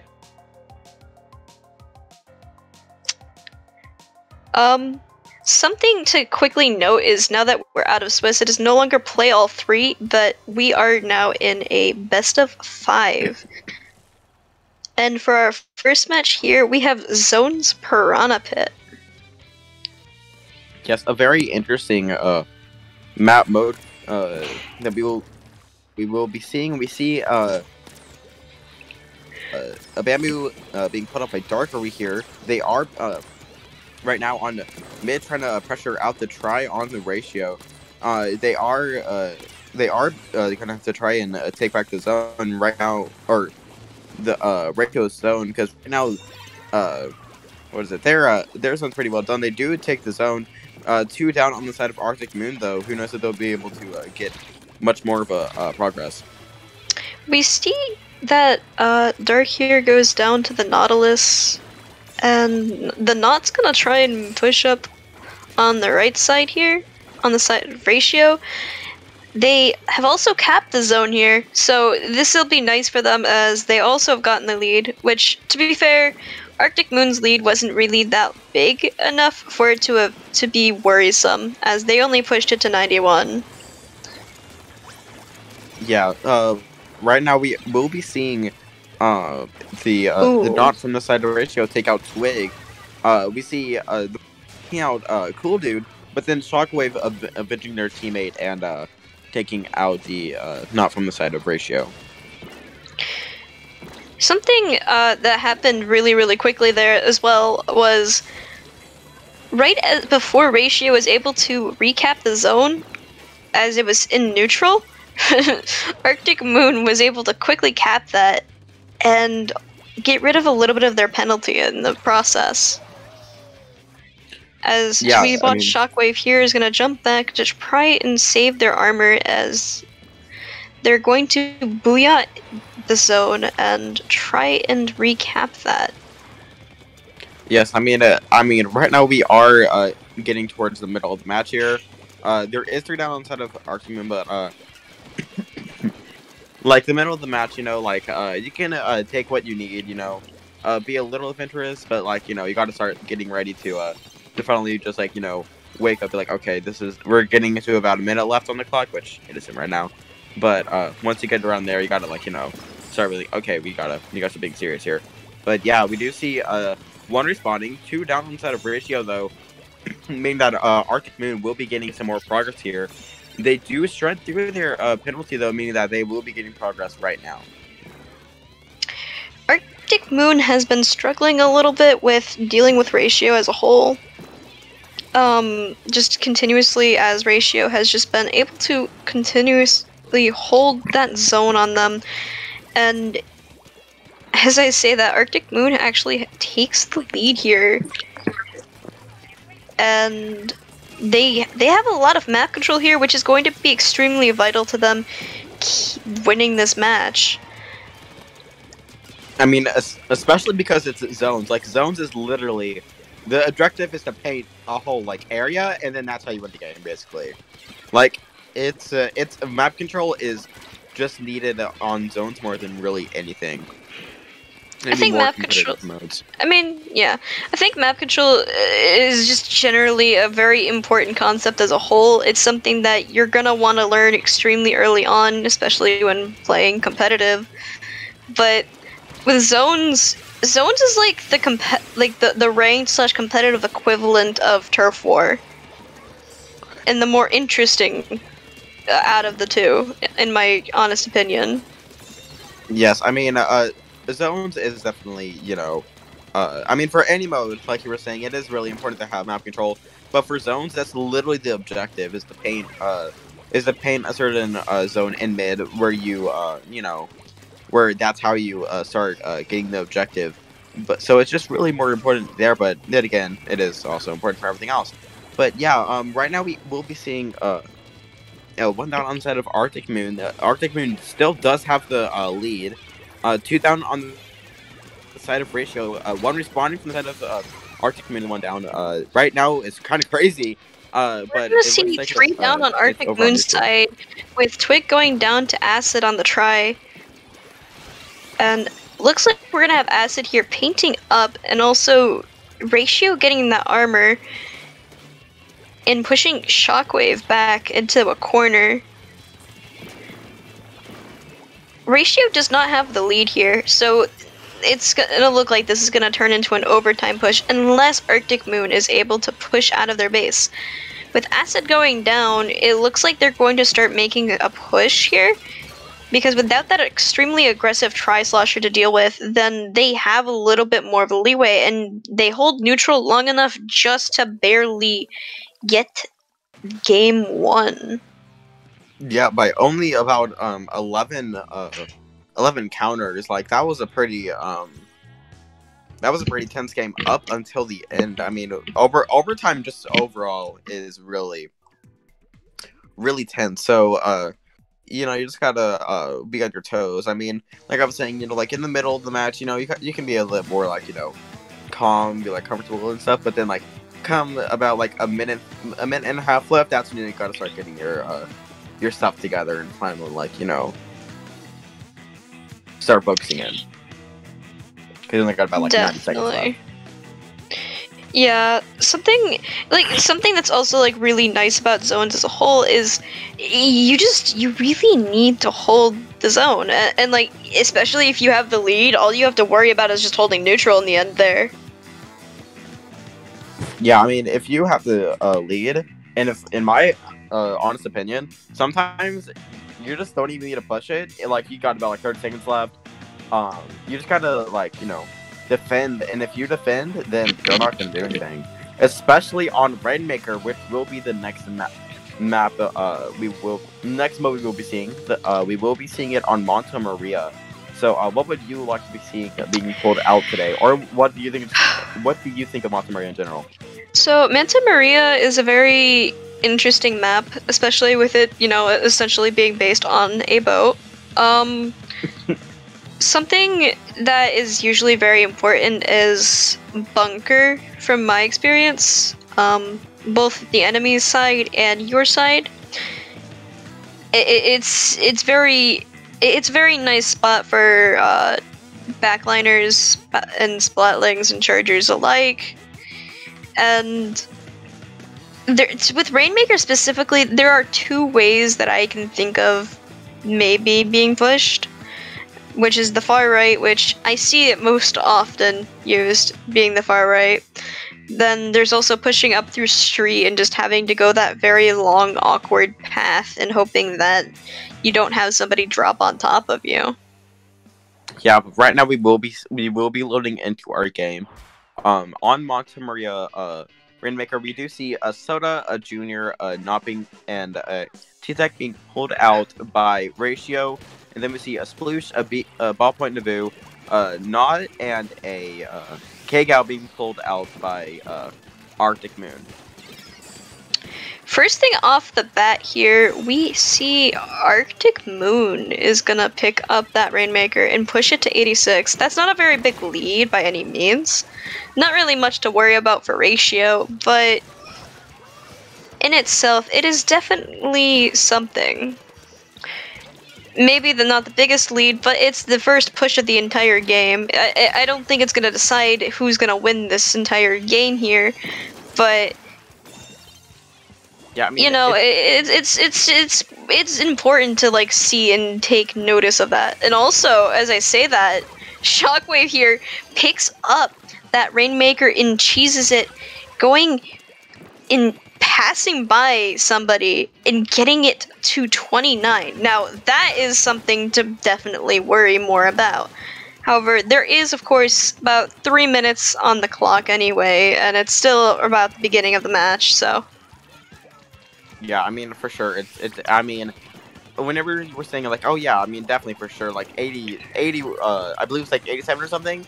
That's definitely not going to be able to decide like who's gonna take it. I mean, it's Rainmaker Monta, first of all. Second of all, it's Splatoon. Nothing's really decided in the first minute. Like, it just never really happens. And then we see Shockwave being like, no, I'm gonna get a more lead, down like 29, and that is 3 down. Speaking of which, on Arctic Moon, meaning that 29 lead may be lost by Arctic Moon.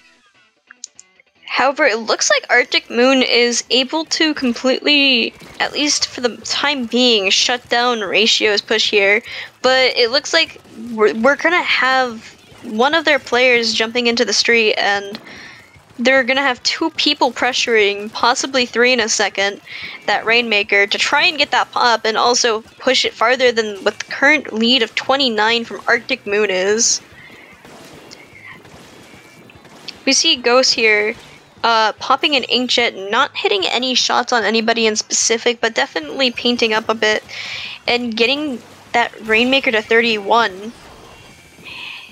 Arctic Moon here is kind of in a pinch. I feel like the best course of action here for them would possibly be to pop that Rainmaker and reset it as soon as possible. I mean, that's kind of what they have to do. I mean, there's only about 3, if I'm doing my math right, away from lead for Ratio. I mean, and they do reset it. That will make it 2 down instead of Arctic Moon, though. So who knows if that'll actually, really help them that much. Yeah, as soon as they get that reset, however, Ratio instantly picks up that Rainmaker and starts to make another push for the right side. However, they end up pushing back and getting taken out as soon as I say that too. I think something worth noting with why Arctic Moon was able to actually stall for a little bit and get that Rainmaker reset was the fact that Cool Dude's maneuvering around 2 people around in their street was actually distracting enough for the 2 of them, with one of the person being there and the other person jumping in. Yeah, I mean, for sure, like, in that kind of moment, they kind of have to be distracted. I mean, if not, that might have been the lead for Arctic Moon, but right now we are seeing about a minute left on the clock. There is 1 down instead of Arctic Moon. Ratio really doesn't have that many opportunities left to push up and try and take the lead. Something here that's going to be super important for Ratio is going to be map control, to which they have most of mid. It's just a matter of being able to keep that map control when trying to push up into Arctic Moon's base, to which I feel like Arctic Moon would be in their best interest at the very least to just keep painting their entire base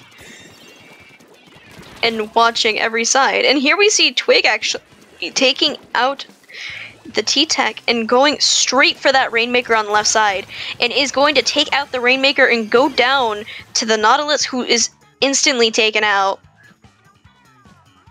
Yeah, I mean, right now, Arctic Moon right now is has to play really defensively, and they do thankfully take the help the shield out and make sure that it's not popped. Which, if it's not popped, that's not going to be it. So it means that they will be taking game 2. Meaning that right now for Ratio, they got to be on their heels. Like, this is the game that decides if they will stay in the tournament or not. Yeah, this is definitely an interesting match, and especially when you take into account that this is definitely the set that's going to decide whether you're going to continue going on to possibly grand finals, or if you're just going to be completely booted from the rest of the tournament. So Ratio definitely is going to have to get their get themselves together and possibly make some sort of comeback. And on that note, our next map mode combo here is Clamlet's Snapper Canal. Do you have anything that you want to say about this map mode combo? Nothing good.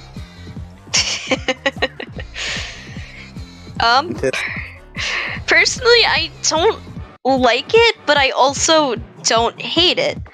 I prefer it with zones, if anything. But also Clams is not, maybe not a bad mode, but with Snapper Canal, it's definitely very hard to make those pushes. Because I can only think of maybe 2-3 ways that you can push in, and you have to be very, very sneaky in some situations, and it's not easy because the basket is right there, and you have to get really close up into their base in some form or another to get your power climb in, and it's just not the easiest thing. Yeah, for sure. I mean, for Clamlet Snapper, as you were just saying, I believe, it is harder to get a climb into the other team's basket, which is how you even get objective. But yeah, right now we will be loading into our match. We see a K Machine being K Machine, Junior, and CDS, and a K Shot being put up by Ratio, a Zap, a Bamboo, a Knot, and a K-Gao coming out from the side of Arctic Moon. So first thing off the bat, we see that Arctic Moon here is pressuring Ratio really, really hard in their base and getting really up close and personal and getting the first power climb in. However, it doesn't look like they're gonna get it anywhere past the remaining 80 sign as they go 2 down. But Arctic Moon is keeping up with that paint and continuously being aggressive here. Yes. Oh, right now we will be seeing a what is it? We do see one down on the side of Arctic Moon, and there is only 80, meaning that that's not really a safe spot to be in for lead. But I believe we did just see someone flanking from the opponent team sneaky, meaning that right now that they will be trying to push up from sneaky, possibly get a flank in. But right now I don't know what will be happening here in the next few seconds. I mean, like that. I mean, another thing to consider. Another thing there to consider is the Knot could also be doing that to distract them, just to see if their teammate can possibly get that power climb in, whether it be via a jump from underneath the basket from somebody else getting in, or them themselves pushing that in themselves. And it looks like they're going to push on the rail, and they're going to get it in and getting the lead to 50. Getting it down to 35 now. 32, 29, 26. 2 down on the side of Arctic Moon. That may be the end of the push for now, but that was a very good counter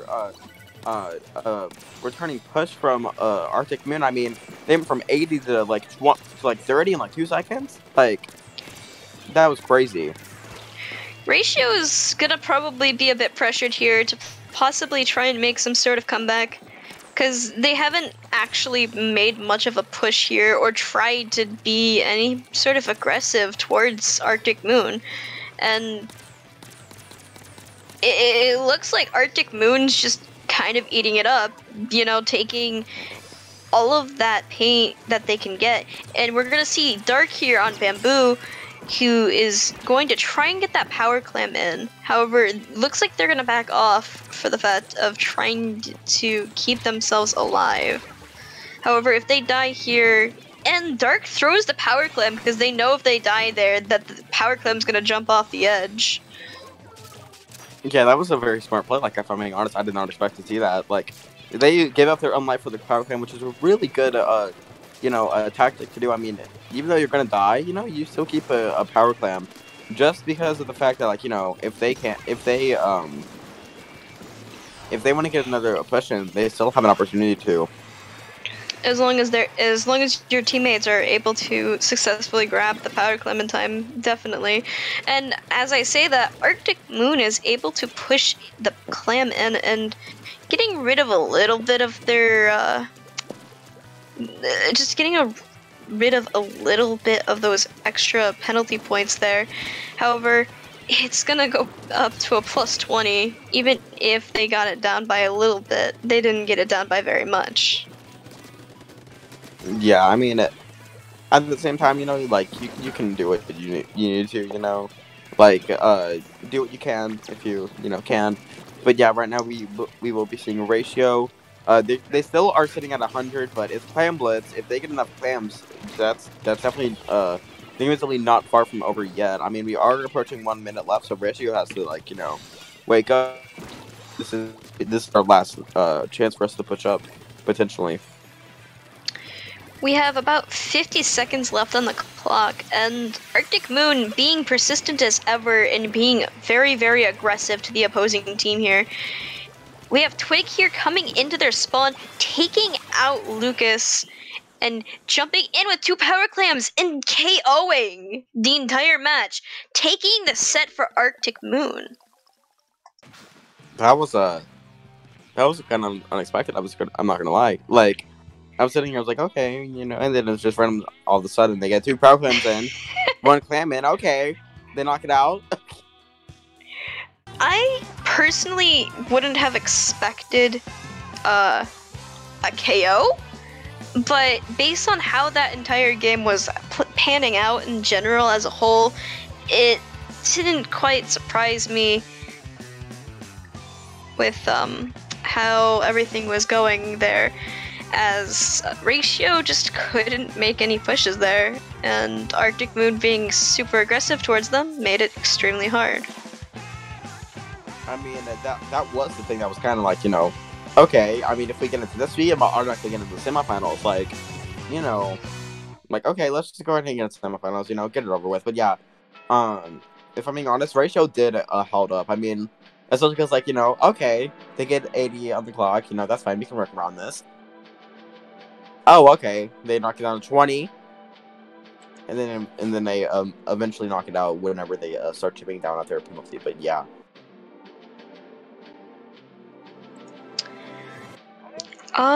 That's gonna actually end it here for the round 1 match being on stream. And I think that's also gonna be the end of our block here as well.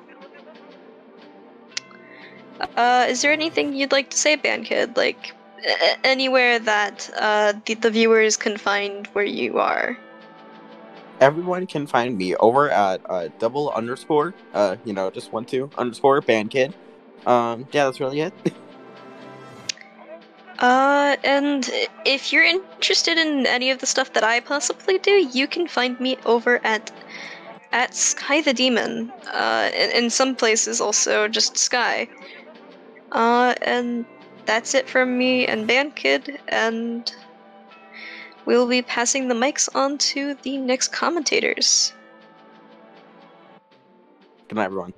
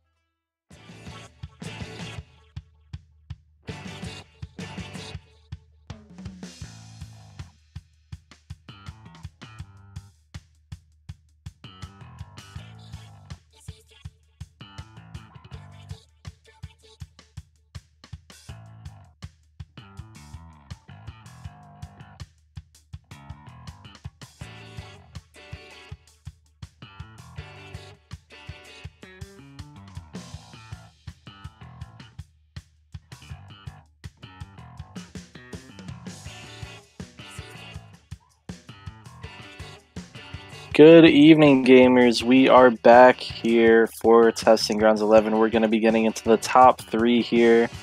I am Slimy, and I'm joined by a lovely star in the business, as we say. We got Rissa here. Yes, hello everyone. Happy Friday evening and happy Testing Grounds. Definitely, so we are jumping in here into, what was this, winners semis, right, Slimy? Yep, so this is the top 3 here. We are fighting for place in finals. Yes. And speaking of happy Fridays, we're actually going to be watching Arctic Moon versus Fridays. I think stream says friends, so I don't know what, I don't know what to call them now. Friends, Fridays, Friday Friends. Either way. Oh, hey, it says Fridays now. Let's go. We did it. Let's go. Yeah, happy Friday indeed. I know a lot of these players. Arctic Moon is obviously a team that's been around forever, and Fridays I think is a pickup, as we might have talked about. But Yeah. a lot of good players on that team that have probably won some tournaments here and there, or done really well before. I don't know if you have any hot takes, any thoughts. Yeah, I was just looking at, of course we all know Arctic Moon has been doing really well in, tournaments they've been entering in the past couple of months. And then Fridays, like Slimy was just talking about, is a pickup team made of very strong players. Madness was on In Control. Joel, Max, and Grape are strong players. And then Juan was from Low Key. So all very strong teams. And we're also going to be starting, I think, on game 2. So unfortunately, we missed the best map mode of the game, Rainmaker Black Belly. Unfortunately, we did miss out. But we've got some Clan Blitz action that's going to be coming up on Inkblot. Another can be a really fast-paced mode sometimes, or sometimes teams just don't know how to score here. So we're going to be getting to that very shortly. It's going to be game 2. Friends is up 1-0. So Arctic Moon kind of fighting from behind already on our side of the stream.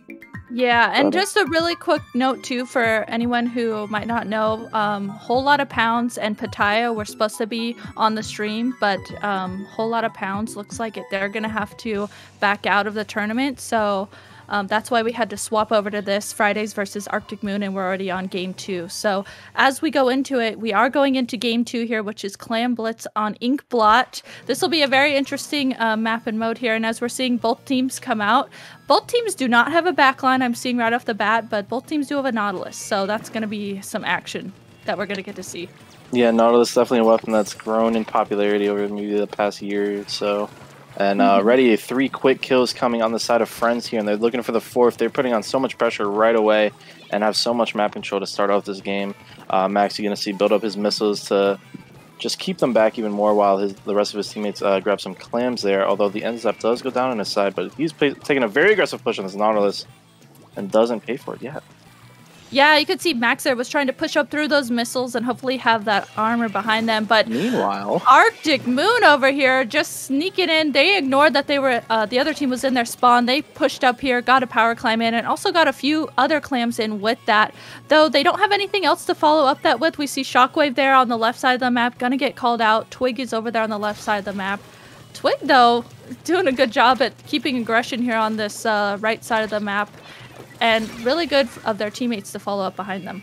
Yeah, so really good push. I think what we saw there from Arctic Moon was they got a couple really good kills on Friends, and they were able to come through or Friday, and were able to come through and just they built up clans even when they didn't have the teammates up. So they were able to just get that quick push, and even though it wasn't a big push, they're still able to fight, and they have 2 down again on Friday's side.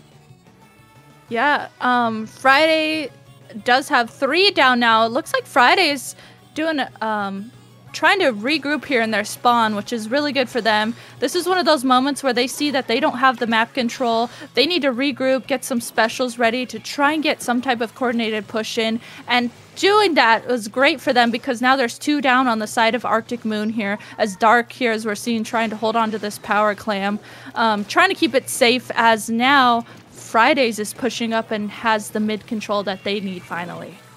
Yeah, and it looks like 2 more Pigs come out, and they're pushing the pressure on this right side very strongly off those 2 kills. They are so fast to just react to having an advantage, but they unfortunately missed the power claim at the basket. I think might have bounced it off the grate or something there. And Cool Dude's going to try to sneak in with the Nautilus. You know, this is a lot of offensive potential in this one weapon, but they don't seem to quite be able to fight through those bombs and get enough paint to get to that power clam. However, the map control is on Arctic Moon's side. Twig with a big kill on the left side. Cool Dude trying to help them out. Not able to save his teammate as Cool Dude will go down as well. And it's just flipping back and forth so far. Yeah, I feel like I see this a lot of times on Inkblot clams specifically. A lot of stalemate happens in the middle of this map and mode as the teams try and gather clams up, and that's exactly what we're seeing here. And Fridays here knows that they have map control right now. They have 2 down on the side of Arctic Moon. They have 15 clams, so they are grouped up here trying to push in, get a push in, as they finally score in one of those power clams. And they are able to take the lead with the amount of clams they do have. However, they only have 0 clams now as a member goes down on their side. Arctic Moon is slowly pushing back out of the spawn.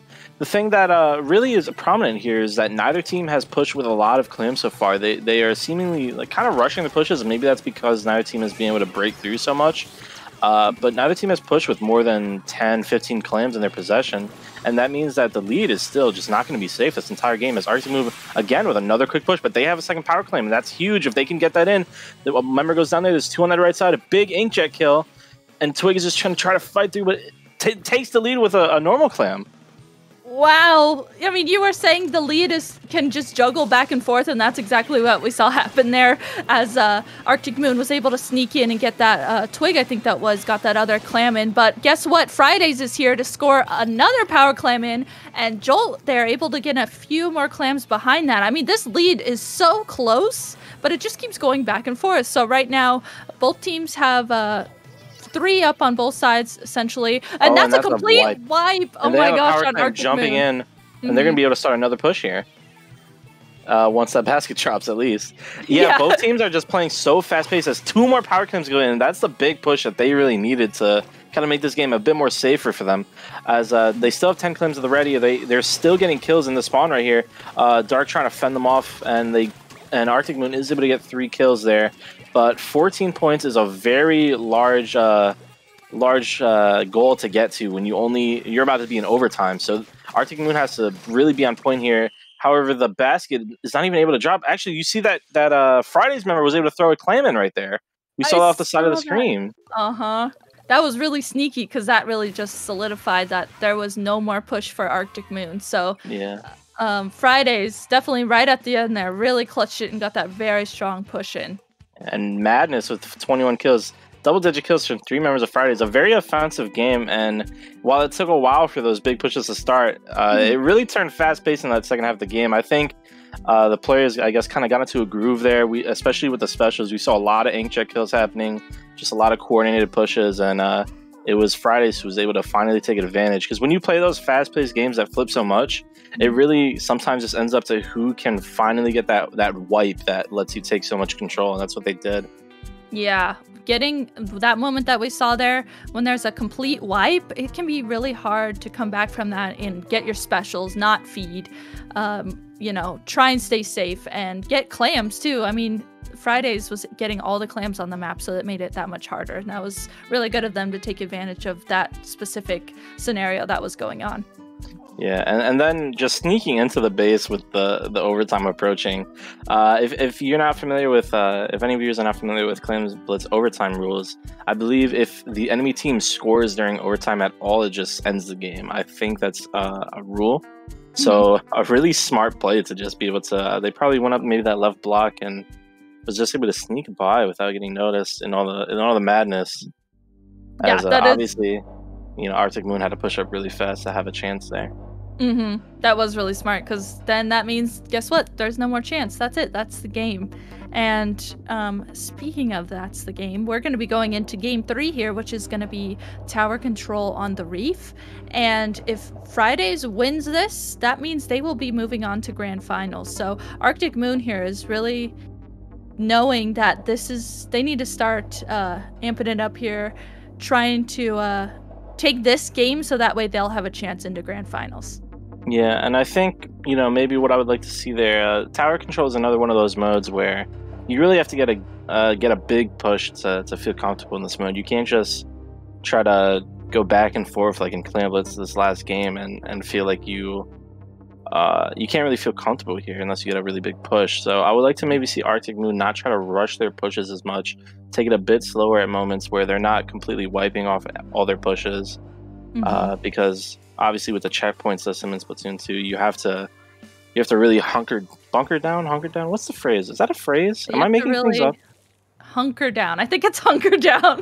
Now you're making me question. Oh no. Either way, they definitely need a big push. Maybe they can start out strong here. We do see the Hydra coming out on the side of Dark on Arctic Moon, and already a quick armor and all this offensive pressure going on. They have the bridge now. This is maybe good for Arctic Moon. The missiles are going to keep them back here as we start this game. Yeah, that was good for Arctic Moon. You saw that. Oh my goodness, 3 down on the side of Fridays. That was good for Arctic Moon. I love that, Arctic Moon, they had the bridge there, but then they kind of backed up and let the other team use their specials, so then that way they can push up after their specials. And that's exactly what we saw happen. And also, Arctic Moon has 2 armors, which I think it might come into play to be really helpful for them too, as we're seeing this match, as these checkpoints are just going through. Yeah, and unfortunately Twig dying on that left side there. I thought maybe they would have a chance to really extend that push with that wall, and now Madness is going to be pushing on Shockwave. That's 3 down on Arctic Moon side, so a really good response from Fridays.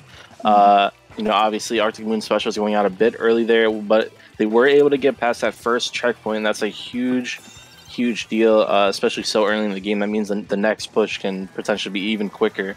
A big kill from Twig there, just right on that left side, and that's gonna allow him to put some pressure on the tower right now, but doesn't see. Oh my god, this wall! Just Shockwave coming to the rescue, as that's another wipe from Arctic Moon, just like that. That's so fast. They moved together so quickly as a team there. They just helped each other out. They did not hesitate. I love that. We saw Twig, with that wall you were talking about, push up, act very aggressively, but then Shockwave was right there behind him to just follow up and keep up the aggression. And the tower is already back at the second checkpoint from Arctic Moon. Great follow-up push behind what Fridays had started. Yeah, and like we said before, just getting past that first checkpoint was huge. It allowed them to push so much quicker, and now they got past that second checkpoint. They're doing exactly what they need to, which is, they're getting to pass those checkpoints. They're setting goals for where they're going to push, and they haven't exactly wiped on those pushes like we've said before. They get pushed back. They lose a couple people, but they're not losing the entire map control. We see the armor is out for Fridays. They are pushing up now, and they got past first checkpoint themselves, but no more specials at the ready for them. So we'll see if Arctic Moon is able to close this push off. Yeah, as Fridays is starting to push here, it does look like the Dually Squelchers goes down. We're seeing Grape here on the NZAP sharking. Their teammate goes down, but they do a great job at getting another pick, and then their teammates followed up and got the other 2 picks that were needed. So that's a complete wipe on Arctic Moon that we're seeing here. So right now, Fridays was able to. I love the map control that Fridays has here. They're able to keep this map control, wait for their teammates, and start pushing the tower again. Yeah, that's a big first pick. Twig is trying to move behind the tower with Cool Dude here. This is a lot of offensive pressure from Nautilus, from 52 is coming out. We do see a Fridays member have to back up and missile, but that's going to get a pick on Twig.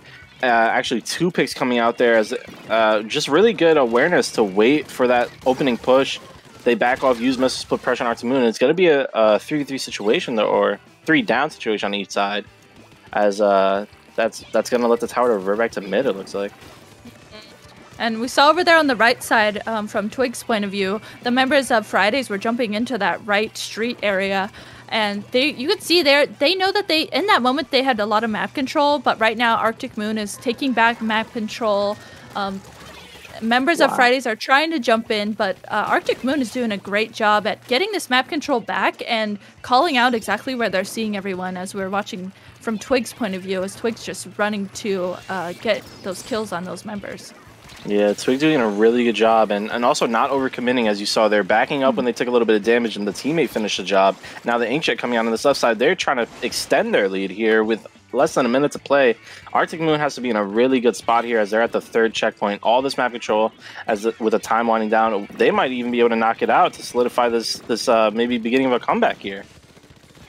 Yes, I mean, wow, they got the dunk, so that means Arctic Moon has won game 3, and that means that Arctic Moon is still in the running here of this set to get into grand finals. And I mean, that last part there, I saw Dark on the tower with that Hydra, and man, if you're trying to rush at a Hydra on the tower just like that, whew, gonna get mowed down. So that was a great spot for Dark to be in.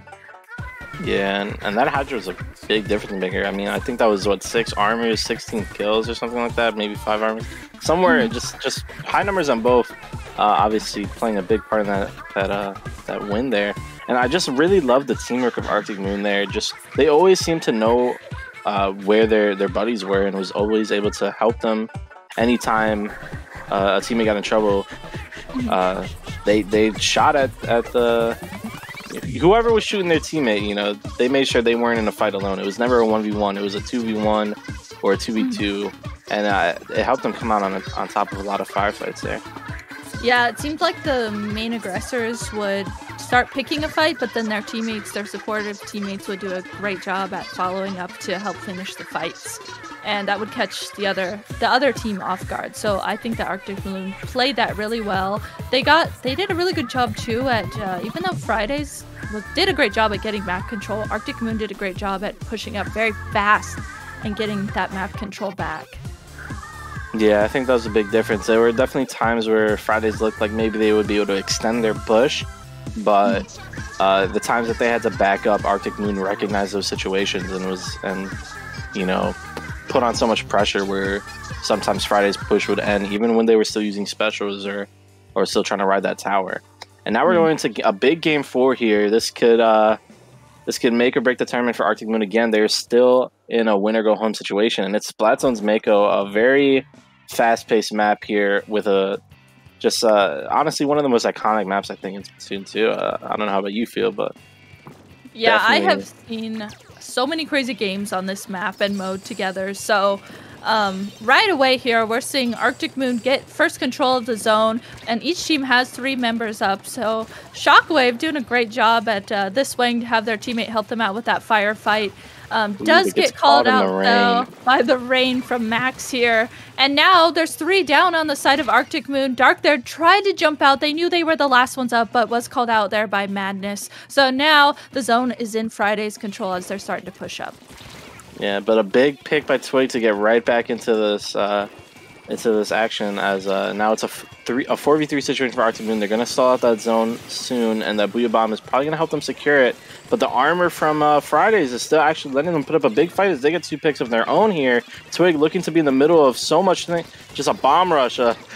Tri-Slasher finds the pick though, somehow able to, you know, keep the situation from being so, but then goes down. Yeah, that was a lot. The other team knew exactly where Twig was. Right now, each team has 2 members up, and Shockwave has their armor ready, but I think they know that they need to wait for their teammates in order to start using that armor. So Shockwave here uses their armor as Twig starts to push up. Arctic Moon knows that they need the zone right now. Twig is going to go ahead and booyah. There's only 1 member up of Fridays, and finally Arctic Moon gets the zone back as Twig goes to get the last member. Yeah, really big kills by Twig there, and obviously the Booyah Bomb helping so much in that situation as the penalty's already gone because they didn't have that many points before. So Arctic Moon already going to be able to try to get close to that 8-point push from Fridays. And if you know this map, you know it's never easy to come back, especially against a good team like Arctic Moon who has been playing together so well since that last game.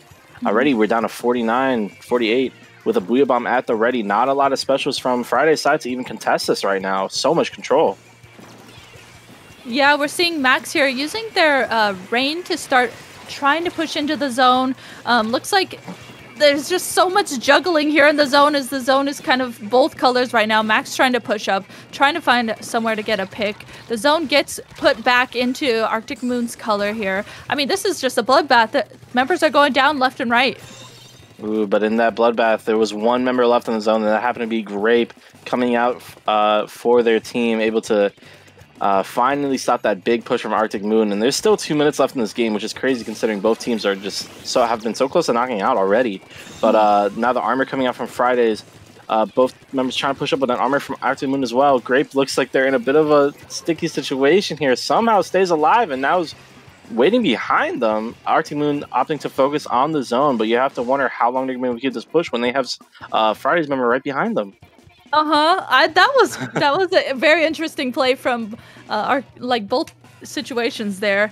Though I like that Arctic Moon went to get the zone. They knew that they needed the zone, and then were able to pick off Grape later. So now Madness here is going to use their Inkjet to start helping Fridays trying to push into the zone. There's Rain also coming from Friday's side, though 2 members are down on the side of Fridays. There's also, though, there's 3 members down on the side of Arctic Moon here as they're trying to pick off this last member of Arctic Moon. They do, and they're going to go ahead and get the zone back for Fridays.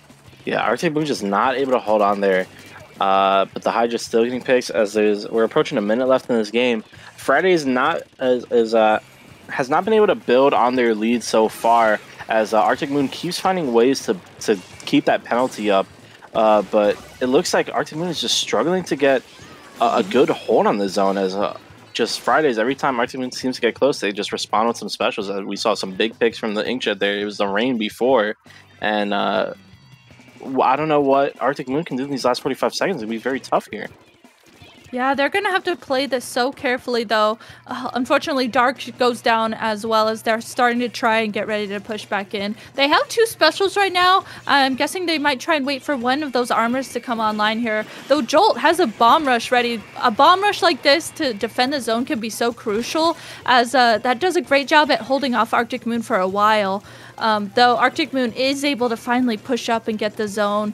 It looks like Jolt here is trying to hold this right stack here, trying to keep up aggression. Yeah, Jolt is doing a really good job of just kind of being annoying right now, just moving so fast with that splash, and now his teammate has come to help him. That's really huge for them, as Arctic Moon gets an armor up, but this bomb rush could be all they need to paint the zone here. Remember, it's overtime. All they have to do is cap. They don't even have to get kills here. They just need 1 paint, and that's all they get. That's all they need. And they got it there to seal that game. Fridays with a 3-1 victory. Really good job by Jolt to stay alive there, to clutch out that game. And obviously great awareness by his teammates to come help him out there. I think without that really good play there, Arctic Moon definitely has a way better chance. Yeah, that was a really great play that we got to see from, and I like that we saw it from Jolt's point of view too, because Jolt was just kind of holding that right stack, kind of just dodging around any shots that came towards them, and then that distraction there allowed their teammates to follow up behind them and allow their teammates to have specials ready to help get the zone too, along with Jolt's bomb rush. So that was a really great ending play, and that was a really close game. I mean, for a while there, it was going back and forth for quite some time. Yeah, definitely, for sure. I think just that first push that Fridays was able to get, usually when you get that first push, it puts so much pressure on the other team that even if they get close, you have so many opportunities to kind of shut them out and keep them from taking the actual lead, that no matter how close the game is, if you have that lead, it's definitely in your favor. And big one for Fridays to get into that final spot. I'm not sure if we know who they're going against just yet in the finals. Maybe we can take a look at the bracket right quick. I'm not sure. Because the bracket says I do think we need to figure this out on the back end.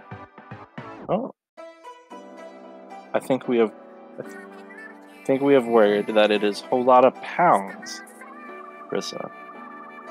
Okay. So it is whole lot of pounds, and it was Pattaya who had to back out of the tournament, unfortunately. So that means that whole lot of pounds will be meeting Fridays in grand finals. And I think this is a match that we can all be excited for. I think these were the first 2 seeds, the top 2 seeds, I should say, coming into this bracket.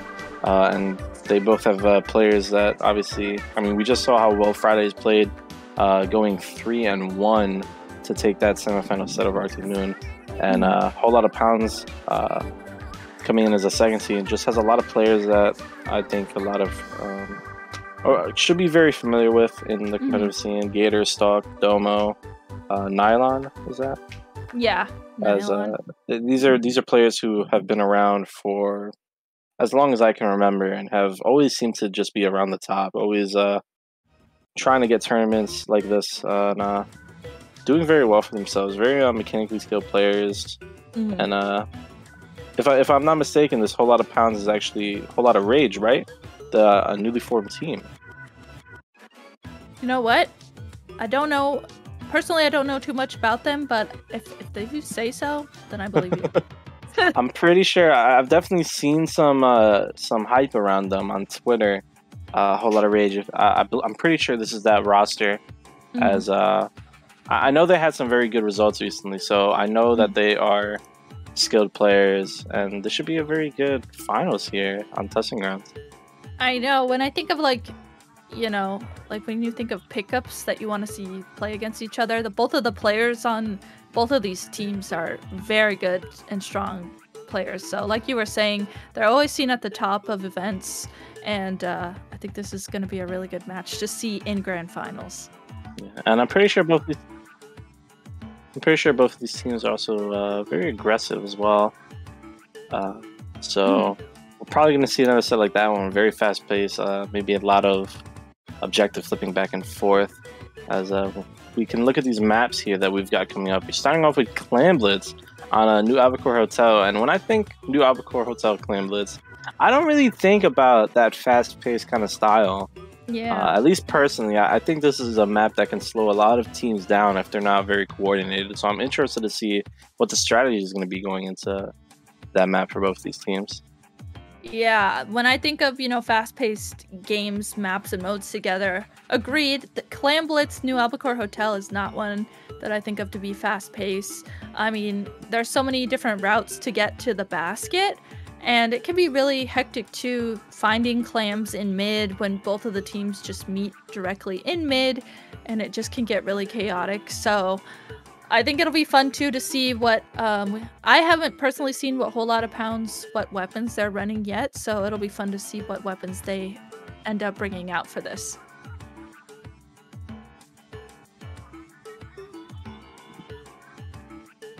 You know, Rissa, my internet just dropped for like 5 seconds, so I'm not quite sure what you said, but I'm sure it was very enlightening, and I would have loved to have been able to hear it.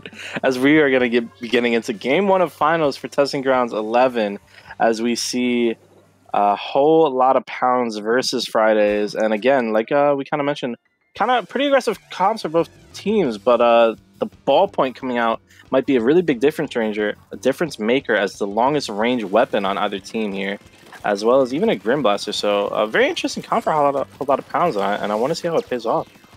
Yeah, actually what I was just talking about when your internet went out, I was saying I wonder what Whole Lot of Pounds, what weapons they're going to be running on this map and mode. And as we're seeing, there's a ballpoint, which it can be very good for this map and mode. That range can be very, very great. And right now, 2 are down on the side of Fridays here, as Whole Lot of Pounds is starting to take mid control. 3 down on the side of Fridays, and it looks like a Whole Lot of Pounds stock here is doing a great job at calling out that last member with that Kensa 52. So now stock here with the Kensa 52 gonna push up on this right side using a Booyah Bomb, acting as a distraction as their teammates can follow up behind them to start a push. Yeah, and I just love the wall play so far from stock, able to just put so much pressure, able to honestly take any part of the map that they want right now and letting his teammates build up with that. But a big response from Friday is able to take 3 members down, as now they're going to paint the map of their own. And we're going to see if they're going to be able to build some clams here, because that's the biggest kind of caveat of clam blitz always. Even if you can get the picks, are you also focusing on getting those clams? Are you going to be able to make something out of the hard work you're putting in on the offensive end? As we do see one power clam at the ready for them, and a Booyah Bomb going right to the basket. Madness looking for a pick here. They definitely seem to be stalling a little bit, as the power clam does go down, we see on the side of the screen. Yeah, and this is kind of, similar to... Oh, they were able to get the clam and jolt there over there on the side. Last member. Yeah, able to get 1 clam in. So that is, some points on the board, but it's not necessarily anything huge. I mean, this can easily go back on the side of Whole Lotta Pound's favor. Though there are 2 down on the side of Whole Lotta Pounds here, as we're seeing Rico and Gator trying to stay alive here in their street. And Friday's doing a great job at noticing that both of those members were grouped up there in their street, able to push up, able to score another clam. And it looks like they're trying to keep this pressure up to go find more clams to continue scoring. Yeah, you have to love how quickly Fridays was able to gather more clams and just get it right to the basket when they got those kills there. Like I said, it can be very rough to make something of your pushes, but they were so quick because if you remember, they just came off being wiped and they were able to get clams just like that. And now they still have pressure on a Whole Lotta Pound spawn here. Joel, you playing very well with this the splash here, and just also using his teammate's wall, pushing up even more pressure, waiting for his teammate to get that power clam. The jump is coming through there, and is able to get that basket. Wow. I mean, there's 3 down, complete wipe now on the side of Fridays, but that was insane pressure and stalling that we got to see from them. So I really love those plays that we got to see from them. And now a Whole Lotta Pounds here, starting to try and push up here. They have 21 clams, which is really good for a push. They are using their armor, using the missiles here to start a push, using their rain as well. Right now, though, oh, nice. There is 2 down on the side of Fridays as Whole Lotta Pounds is starting to try and push up, but they're kind of getting a lot of things that are holding them back. Yeah, definitely a really good inkjet there to kind of stop those 2 members pushing on that right side who were doing so well for themselves. And while a Whole Lotta Pounds does get some points on the board, they are down to a minute left in this game about, with Fridays getting even more map pressure and honestly another opportunity to push here to build their lead. They only have a 10-point penalty, which means any power claim that goes in will add to their lead, and there gets one off the side right there. Still 3 members up to add more points on the board, down to 17 now. Grape's still alive here somehow, still has a claim at the ready. Madness jumping in. Friday's doing a great job of extending his push here and finding another pick. Madness rolling on down, finding another kill. And there's still claims. Maybe they can get one in. That's going to be the end of the push, but all this pressure, how is a Whole Lotta Pounds going to get out of this situation? That's a really good question. I mean, there's 30 seconds left in this match. Whole Lotta Pounds right now, we can see they have, you know, only 4 clams in their position. They do have a power clam at the base, but they're going to have to really find as many clams as they can possibly can and get specials ready for an extreme push if they want to get this lead here. As we see, both teams have 3 up on their side, and armor coming out from Whole Lotta Pounds as they're starting to try to find their footing here. Yeah, and as we're getting down to the final 3 seconds, they don't quite have enough clams to take the lead yet. They're going to need a really extended push as Grape and his teammate able to just get such a quick kill on that Booyah Bomb. They just need to solve this overtime. They don't even have to push here. And honestly, the Whole Lotta Pounds comp right here just is not able to put a lot of pressure on. They don't have a lot of bomb support. They don't have a lot of paint to break through. And while they were able to get 2 kills right there, it was too little too late as Friday's going to take game 1. Wow. I think that I loved the Fridays, the way they recognized that they had the advantage in a situation. They didn't hesitate at all, and that's something that I love to see, and they did such a good job at recognizing that in that game in particular.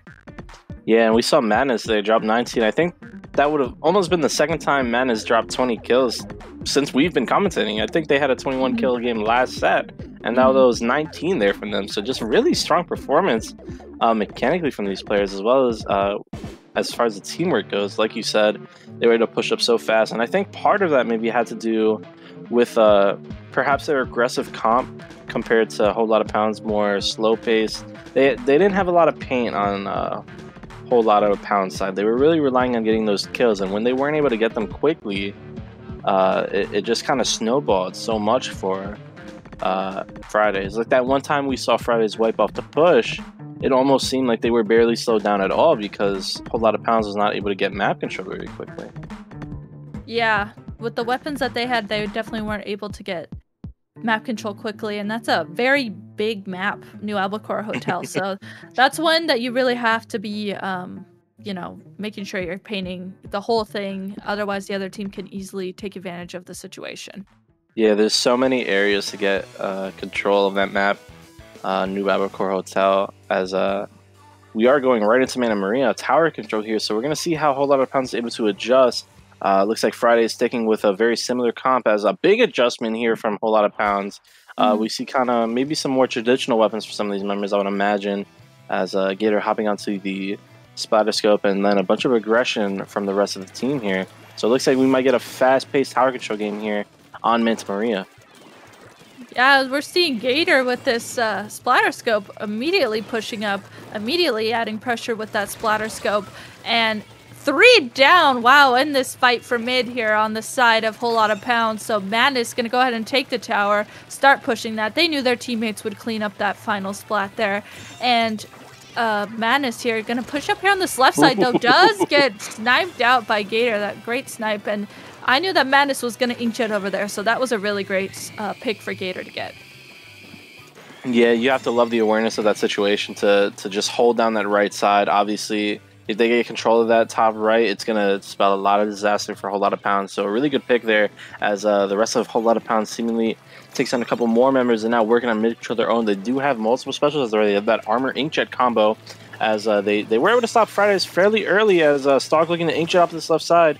These picks could be crucial if they come here, as both teams still in a 4v4 situation. Yeah, now 3 down on the side of Fridays. A complete wipe on the side of Fridays, as Whole Lotta Pounds is able to already push up here to the second checkpoint and just continue pushing that, continue adding pressure, continue getting these picks that they need. Stock here doing a great job of getting... Yeah, and now it's just Stock up, but I think Stock is doing a great job of just backing up here, continuing pressure, and just waiting for their team. Yeah. And just, honestly, they put their specials together so well on that push. Just the armor inkjet combo, and then the Stingray coming out to get more picks. As Xylo Tani, I'm not sure what this player is. Is that just Xylo? I'm going to say Xylo. Just putting on even more pressure than all this. Is able to clean up a couple more picks. Madness putting in the work here with Joel on the side. Finally able to stop that push from a Whole Lotta Pounds. And they still have a lot of time to work with here, although Joel may be getting a little too... anxious to push up that left side, not waiting for their teammate, and a big snipe from Gator there, as Fridays at checkpoint 2 now does not have their entire team to get past it. Let's see if they can. Big missiles. And they do get past that second checkpoint. This was a really fast turnaround here that Fridays was able to get in, already to push up to that second checkpoint. Yeah. So, you know, even though the tower is going back, Madness... more picks from Madness. Yeah, Madness here just continuing to add pressure. I love that Madness is inkjetting up here, getting picks, just adding to the distraction factor of this. Their teammates are able to follow up behind them and get the tower to keep pushing it. I think we really have to highlight how well Madness is playing there, because even with their Whole Lotta Pounds seemingly putting a stop to that push, Madness was able to come through and I think get 3 in a row. And now the team coming through with the armor, just riding that tower. The Stingray not able to stop it yet. They have 1 more point to go and they are able to secure it. Another pick from Madness, as they're going to inkjet front. Suction Bomb coming out as well, and they're looking to knock this thing out. Gator under so much pressure, not able to find a pick there, and that's a full wipe. And that's going to be a knockout to send Fridays up 2-0. Wow. That was definitely something to highlight. I mean, Madness, even though Madness was up there inkjetting, they got 3 picks along with that inkjet, and then that distraction factor, you know, when you're trying to respawn in and you know the other team is pushing the tower, but there's an inkjet happening right there in that spot, and big distraction. Yeah, just honestly, just such a good...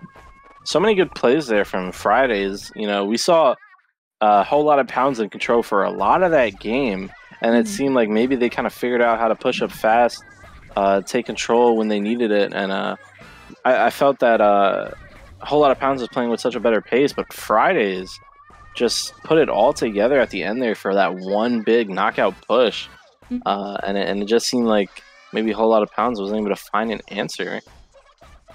Yeah, but yeah, they I agree completely. Fridays just did a great job at... They didn't even, you know, crack under pressure. They knew that, okay, the other team has the lead, but we know that we have the synergy. We know we can follow up with each other and get this back, and they did just that. So, next, we will be going into Game 3 here, and it's going to be on Rainmaker Mako Mart. And I'm actually really excited to see how these teams are going to play this, because I know that this map and mode can get very chaotic. This map and mode there's so many things you can see here. It's such a close corners, chaotic map. You can see the Rainmaker die over and over, or you can see pushes happen so quickly on either side. There's so much variety in how teams can play here, and it's very interesting, especially to see with what weapons we might find. There's a lot of strong picks that both teams might go with here as we're going to get started. Friday's up 2-0, so this is, I believe this is a best of 5, or was it best of 7? Best of 7. Oh, there was 7, yeah. So they are not on their last legs yet, but they need a big win here. If you go down 0-3 in a best of 7, you start to feel pretty worried. As Gator back on the Squiffer, so a really aggressive comp here from Whole Lotta Pounds, the most aggressive we've seen them so far in this set, and already a big pick for them, so a good start. Yeah, very good start, and they also were able to armor along with that. I love that they grabbed the Rainmaker immediately here. Gator grabbed the Rainmaker immediately, is pushing it, got those points to 35, and Stock here gonna missile to keep up the pressure. They also were able to get armor on the side of Whole Lotta Pounds, and they are continuing to push. They are able to get it down to 22. Yeah, and I love the timing of the specials there on the side of Whole Lotta Pounds. Those missiles put on so much more pressure after the initial push, and while they weren't able to knock it out, 22 is a huge opening push, as now Friday's going to be fighting just to get back map control. We see some members of Whole Lotta Pounds jumping back to kind of stay together as a team. Obviously, you don't want to die one by one, especially in Rainmaker, where so much can happen so quickly. As I have to wonder how Friday's going to push you. We already see Manus push up on that left side. Max trying to go up to help their teammate. And a big pick from Max there with the armor in play. A Whole Lotta Pounds doesn't have a whole lot of specials to stop this push. That Splatoon getting burned without even getting a pick. As the Rainmaker's going to move all the way up to 50 here. Yeah, and Friday's pushing the Rainmaker through this right side instead of the other side that Whole Lotta Pounds push it on. So definitely able to finally put some points on the board, but the Rainmaker is now back in control of Whole Lotta Pounds' side, as Gator here is starting to push the Rainmaker up carefully, shooting out these Rainmaker shots to wait for their teammates so that way they can continue pushing. And now there's 3 down on the side of Fridays. It looks like Whole Lotta Pounds notices that, they're recognizing that, and Xylo is going to grab the Rainmaker to keep pushing it back onto Friday's side of the map. Yeah, and just using this Rainmaker to put on pressure right now, noticing that the rain comes out, so obviously just opting to move the Rainmaker forward. Let it just be farther in Friday's base if you're not going to be able to get a good push going. As now another huge snipe with the Squiffer from Gator, as Whole Lotta Pounds just doing a really good job. They fell back on that push when they knew it was going to end, and they're able to keep so much map control here. Might even be able to grab the Rainmaker again. Nope, it's going to reset, but they have the map very blue here, and you love that for them because they're going to be able to waste time. They're going to be able to stop Fridays from pushing more, and that's huge in Rainmaker. If you're limiting the other team's push, that's one less push that they have to just score. With how fast-paced Rainmaker is, all that time is crucial. Yeah, all that time is very crucial, so the longer you hold the other team back from getting the Rainmaker, the better it is for your team if you already have the lead. And right now, the Rainmaker is back in control of a Whole Lotta Pounds side, as Gator once again in control of the Rainmaker. I love, just like we were just talking about, that they are keeping the Rainmaker on their side, so it's really making it that much harder for Fridays to get in control of the Rainmaker to even get a push going. Yeah, and I love the aggression from Whole Lotta Pounds. They're playing with such a quick pace. It seems like maybe this is the style that's working out best for them, as Manus is able to find a big pick there, as it looks like Whole Lotta Pounds is going to have to fall back behind mid here. And the Inkjet at the ready and the armor for Fridays, that might be a big opening for them here, but they need to work together here. They can't rush in one by one. They only have a minute and a half left, but that's not the time to get desperate, as we see the armor and Inkjet pairing up here. The rain on the right side as well is going to put so much pressure on the side here as the Rainmaker's moving up. How can Whole Lotta Pounds stop this? They are able to, and they are able to get 2 picks, but that might not mean the end of this push. We know how Friday has extended these pushes before. Yeah, that pairing the special pairing that we just saw from Friday was really good. They were able to get a few more points on the board, but not quite get the lead. So it looks like Madness, as we've seen Madness doing a great job at continuing to add pressure, act as a distraction, though does get called out here by Xylo. Now I like that Whole Lot of Pounds there grabbed the Rainmaker to keep it on their sides and just make sure that Fridays wasn't able to grab it and sneak it to get the lead. And they did go ahead and reset the Rainmaker. So that means that Fridays here is going to be able to pick up the Rainmaker within the last 20 seconds. And Whole Lot of Pounds is just going to have to put on some strong defense to stop this push. Yeah, but strong defense indeed from Gator there with 2 picks from the Squiffer, including one on Madness's Inkjet. We know how strong Madness has been in the set. That was a huge double kill from Gator there. And it looks like a Whole Lot of Pounds might be able to hold on and take it to a 2-1 set. They are able to finally get that kill on the Rainmaker. Really good play to close out that game. We love how they played with that Rainmaker. Obviously, like you said, resetting it. That means Fridays had to push all the way from mid with not a lot of map control there. And while Fridays definitely wasn't out of it, it was just that much harder for them. And I love the adjustments that Whole Lot of Pounds made that game 3. Yeah, I do too. They kind of almost matched the aggressive weapon picks that Fridays has been playing, and it worked out very well for them. So I think that was really great for them. And as we go into the next map, it's going to be Splat Zones on Black Belly. Whew, this is making me really interested in what weapons both teams are going to pick for this map and mode. You know, on this map, I kind of have a feeling we might see some similar picks just because, again, it's another one of those really close corner maps you feel kind of claustrophobic on. You need those close range weapons that can really get you out in a pinch. So I kind of expect to see more of the same here. I just wonder, you know, maybe is Fridays going to be confident going into this one, losing that game 3? Is Whole Lot of Pounds going to have momentum on their side?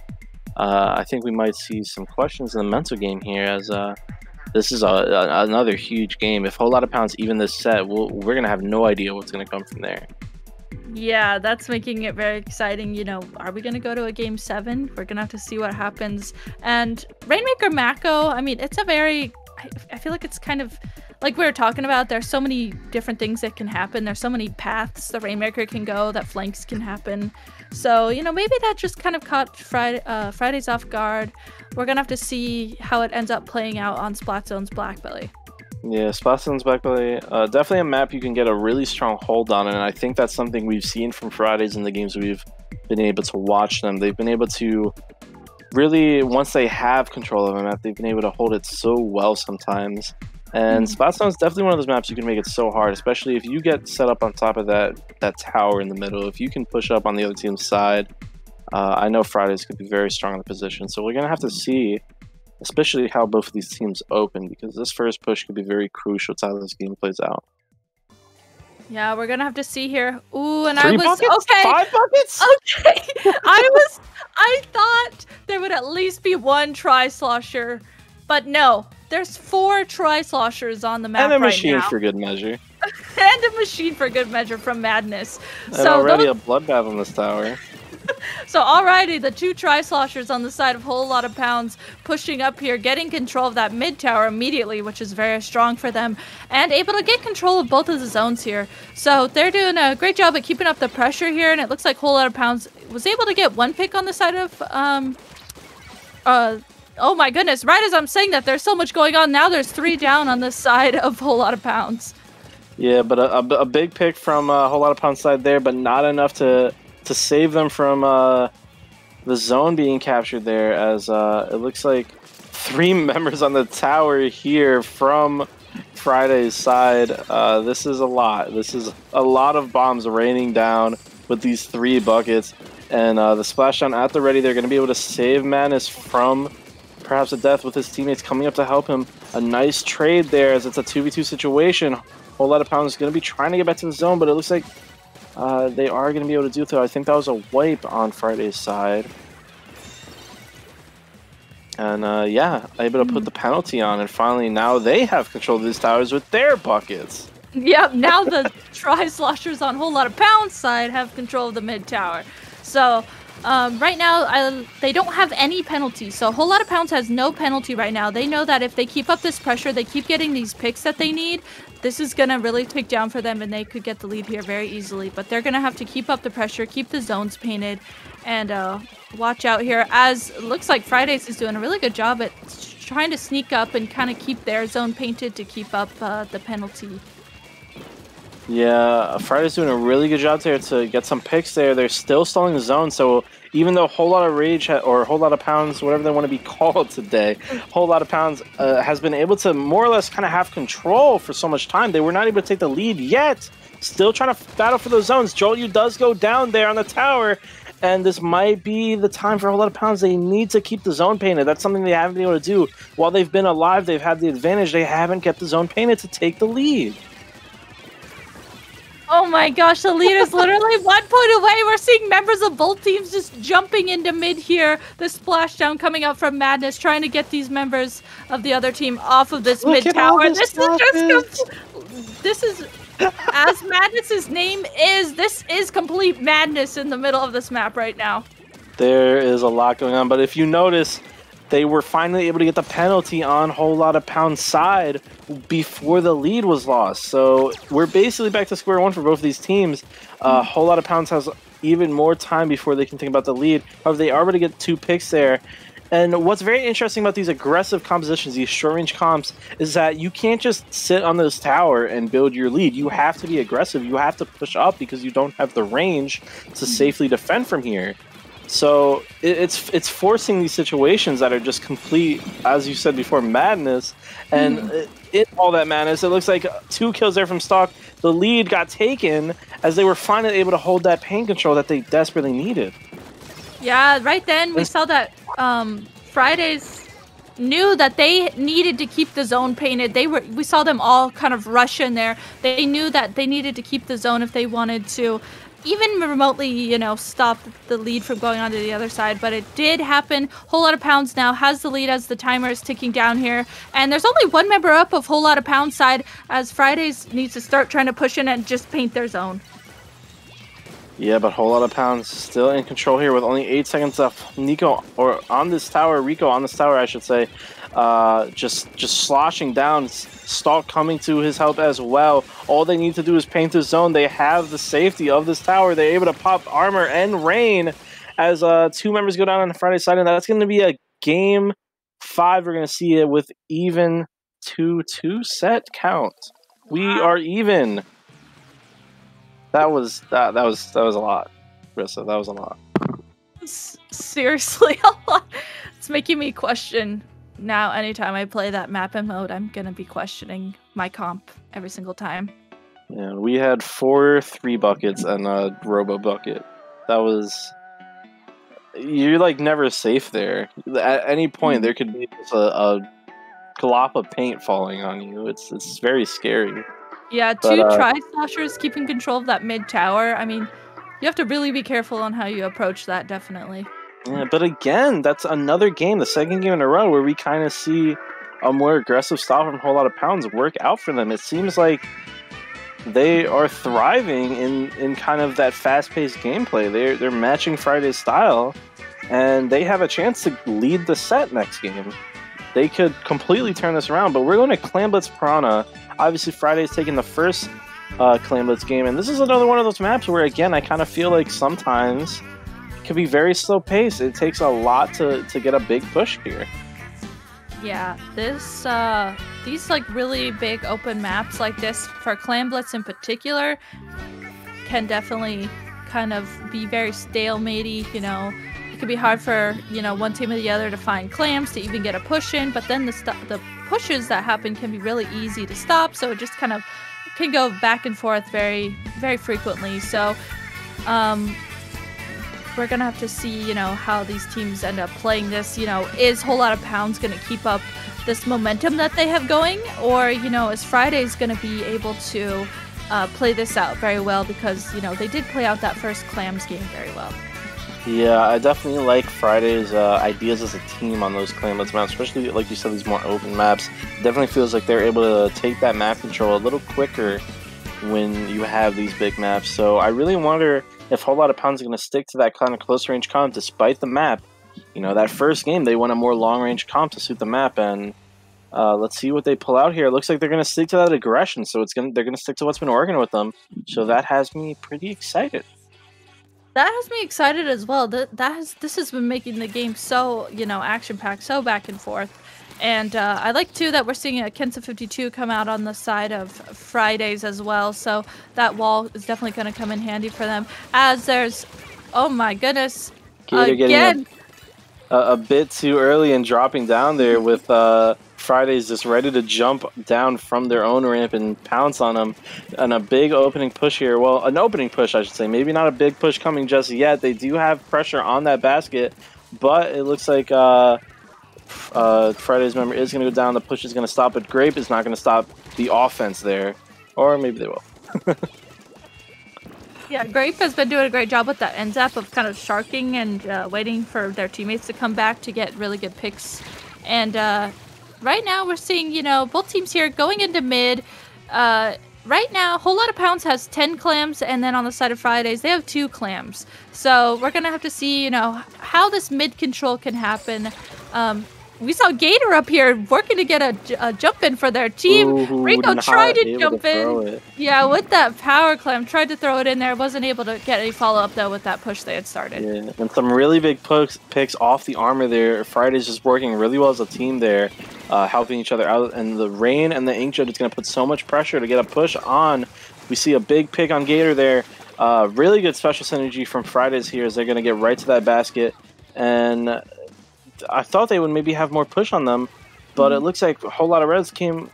Oh, another miss on a jump. Oh, that was so close. Grape got in there, was in the right spot, but the basket just closed. So I thought they would have more clams to follow that up too, but that was a really good momentum that they had to, and the idea around their push that they had going there. So now, Whole Lotta Pounds here, back in mid, trying to get mid control. They have, I want to note, Whole Lotta Pounds has 28 clams right now, so they are setting up for something big. Yeah, they have a lot going on for them, but they do lose 2 members there, and maybe Rico getting into a bad situation, but 2 big picks coming out of their own as, wow, there's a lot going on. Madness kind of being forced to pop an Inkjet alone here. I'm not sure if I agree with that play. No team support, but they are able to find the pick. It's a trade. Grape trying to push on Xylo, but then Xylo, oh my god, there's so much! But in that Madness, it looks like all those power claims got lost for a whole lot of pounds, so that's big for Fridays. That is really big. Like I had said, you know, Whole Lotta Pounds had 28 clams ready for a push, and you know, even though everyone kind of went down on both teams in that push, that was really good for Fridays because all those clams are gone. That's a wipe. And yes, that's a complete wipe now on the side of Fridays as a Whole Lotta Pounds is pushing up to their basket here to get a power clam and get more clams at the ready to get the lead. Yeah, and you have to love the clam passing. Such a simple mechanic, but very crucial to be aware of that situation where you know you can pass clams to build a power clam and get the push going. And that's big. They took, I think they added about 40 points plus. Now we're down to 20, all the way down to 17, and there's still 1 member alive. Finally gets taken out for a whole lot of pounds, but such a huge push there so quickly. It seems like even though they lost so many clams, they knew how to get them right back, just really controlling the clam economy, as we like to say in the business. Yes, clam economy is so important. You have to be very well aware of that if you want to win in Clam Blitz. And right now, Fridays has 11 clams, but on the side of Whole Lotta Pounds, they have 0 clams ready. So right now, Fridays is trying to just get mid-control here as they start trying to get their specials and get 3 picks on the side of Whole Lotta Pounds. And they need to build this power claim. Jolt has 8 at the ready, waiting for claims from his teammate. The power claim is brought in. That's 8 claims. They have so much to work with here. But are they going to be able to take the lead? It's going to be close.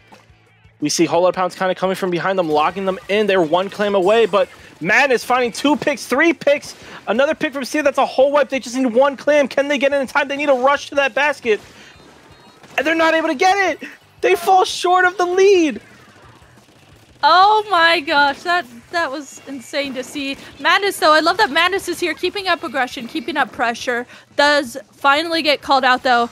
And right now, it's really, Fridays is really going to have to try and regroup here as they start trying to push up here in the last 20 seconds. They have armor ready. They're throwing in this Booyah Bomb. Rico, we're seeing Rico here with Stalk trying to just act defensively to stop this push. Yeah, but it looks like Gator's all the way on the other side of the map, and I see why. It's because they were building a power clamp to put all the pressure on Friday's side. Now Friday has to worry about stopping this push before they can start their own. That's huge. Now, they aren't able to seal the overtime, and they have jumps at the basket, so maybe this might backfire. That's going to give them an extra pity clam, and that pity clam is going to be enough to take the lead. Oh, my goodness. When I think of intense clam blitz matches, I think that was one of the craziest ones I've seen. That was a wild ride for both teams. Madness just playing like a madman. 26 kills, including we saw a double that basically saved Friday's basically life there. I mean, it wasn't a winner go home situation, but taking the 3-2 lead is huge for them. And wow, I guess that plan to sneak a clam in instead of playing defense on a whole lot of pound side kind of backfired for them. Obviously, when you score in clamless, you give the other team a pity claim to work with, and that came in huge. They were not focused on playing defense. They gave up all the map control for that, trying to seal the game, and it just did not work out for them. Yeah, it looked like, you know, we saw Rico and Stock at their basket trying to play defensively, and then Gator and the other member went to score. So, you know, there was two members on each side of the map, and, you know, it kind of, they had the right idea going there, and they just didn't quite have any other clams to follow it up in those last seconds of that match. Yeah, I think maybe their plan might have been to get another jump to Gator there, but I think what happened is because they only had two members playing defense and waiting to jump, those two members got taken out before the jump was able to happen. I'm just assuming things here, but that could have been the plan. And obviously, Fridays was playing so well at that point, had so much momentum, and was just able to finish out that game with so much, just a clutch game. As now we're going to Game 6. This is a whole lot of pounds. Win or go home for them, as Fridays is trying to take the tournament. Testing Grounds 11. Tower Control Anchovy. This is a very interesting map.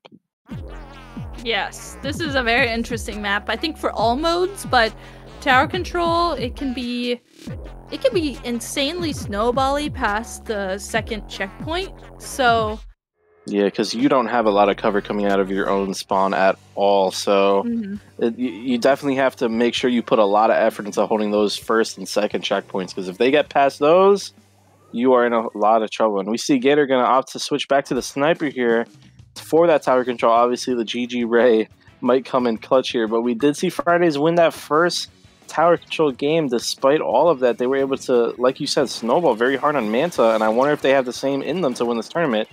As we're getting started here. This is Game 6, guys. This is big. Yeah, this is big. And I want to note, too, that's actually the fire fin from Gator, so Gator's going to have a bomb rush instead of a GG Ray. Silly me. But I've been seeing that a lot from Charger players recently, so that definitely doesn't surprise me. Yeah, it's obviously a very big map control special, and here it comes out here, and kind of this neutral opening so far. Both members kind of having almost all their members up. One goes down inside a whole lot of pounds. Two go down. It's a 3v2 situation. That bomb rush is going to be able to help them keep control, as Manus is going to try to put pressure on here and maybe get this tower moving a bit. But a big snipe, big two snipes was that from Gator. Yeah, Gator, great job at watching the tower. And the map control that Whole Lot of Pounds has right now allowed Gator to safely sit back and be able to get those picks. And that was really great, because now Gator is on the tower, has a bomb rush ready. Stock has their inkjet ready, and they're starting to get ready for a really big push here. Yeah, we see 3 specials on the ready for a whole lot of pounds here. They do pop them all at the same time, though, to try to get past this first checkpoint, but they don't have anybody on the tower. They finally get back on, and it looks like maybe they're going to have a push going here. 2 down on the side of Fridays, but they need to get in front of this tower. They don't have anybody in front right now, so this is a chance for Fridays to take back control. They need to recognize that situation. Yes, and we saw Jolt there, and that the other member of Fridays get called out there as they try to drop down onto the tower. They know that they're kind of in a position where they do really need to stop the tower, and they do just that, as 2 members of Whole Lot of Pounds are finally called out here. And Fridays is able to start pushing up, call out Xylo, and start being able to push up, get Gator. Madness is just putting on a show today. Yes. Madness has been playing so well, and obviously the team supporting them very well as well. I said well so many times in that little short burst. But anyways, Madness ready with the Inkjet. Only 3 members up on the side, but the Inkjet armor combo has been so strong today for Fridays. But big kill from Stalk there to stop it, and now Inkjet of their own. Whole lot of pounds looking to stop this at the first checkpoint, but they are able to get past it. But maybe not so much more. So this is going to be big if they can stop the tower here. Like you said, a very snowballing map. If you stop the push early, you have a big chance to keep control of this game. Yes, and I love that Grape here didn't, push up anymore, is getting jumps for their teammates, is painting the map. Right now, Fridays has some great map control going on. And Grape, good job at letting that Xylo there drop into them, as that allowed them to get the pick. But now there's 3 down, oh my goodness, on the side of Fridays. And it's just Jolt here up, as Jolt is getting pinchered by the other team. Oh my goodness, Jolt though! That was a 1v3! Finally, Gator able to stop the Madman. But wow, that was quite a pop off from Jolt there, and that's gonna let Fridays be able to keep map control because of those 3 picks. Yeah, I mean, that was a great pop off, and Gator here gonna use this bomb rush to not just really stop the tower, but get some map control. Does get a pick with that bomb rush though. That's definitely gonna come into play there. And right now there's just Jolt, I believe, on the splash left, as Jolt is finally called out here by Whole Lot of Pounds. And we see some squid back coming out from Rigo. I don't know if you saw that, but I like the confidence there, as there's only a minute left in this game. Whole Lot of Pounds trying to even it up to 3-3. This is a big opportunity. If you get the tower on here, not only can you stall the game out, but you can honestly snowball and build your lead even more. The Inkjet and Bomber are going to come out on a Whole Lot of Pounds side. They are getting to that second checkpoint, and if they are to get past this, it might be the beginning of the end here in this game 6. Yeah, this might be, as it's just Madness up on the side of Fridays, and the tower is just continuing to get points on the board on this for a Whole Lot of Pounds, as they're kind of juggling it here by this last checkpoint. Finally, though, Friday's able to get 3 members down of Whole Lot of Pounds, and Max sitting on the tower. They know that they just have 20 seconds left here to keep pushing the tower to get the lead. So Max here is going to be sitting on the tower as the other Fridays works to paint up the map, get their specials, and get a push in. Yeah, and obviously this push is going to have to happen entirely in overtime, but we've seen them do big pushes all at once before. They've had this situation already. That Manta tower control game, you have to remember what they came back from. But did they get bumped off by armor? I don't know. Either way, a really quick awareness in that situation, able to shoot them off with the armor, the knockback mechanic, and the situational awareness from Whole Lot of Pounds, knowing they just need to hop on that tower. What a great team game from Whole Lot of Pounds there. You see almost equal KDs across the board. And we're going to a game 7, Rissa. We are going to a game 7. Wow. I mean, I had said earlier in the set, I was like, I think we might be going to a game 7, and I guess that's right. We are going to a game 7. Oh my goodness. I feel the same way, Rissy. Yeah. I mean, these teams have just been going punch for punch. Just they keep fighting back no matter what the situation is. We've seen overtime pushes. We've seen knockouts. We've seen everything in this set. And Rainmaker Snapper, honestly, is going to be a really fun game to end off here. I mean, I'm a big fan of Rainmaker, and that fast-paced style of Rainmaker really fits both of these teams' aggression. And I have to wonder, we've seen different ideas from both of these teams. We've seen a Whole Lot of Pounds with snipers, with completely close range cops. We've seen 5 buckets in a game. Both of these teams, I just have no idea what they're going to bring out for this game 7. We might see something completely different to try to get an advantage here. I just know it's going to be fun. Yeah, I know. I feel like when I do commentate sets on Rainmaker Snapper, I feel like someone always brings out a C-Jet.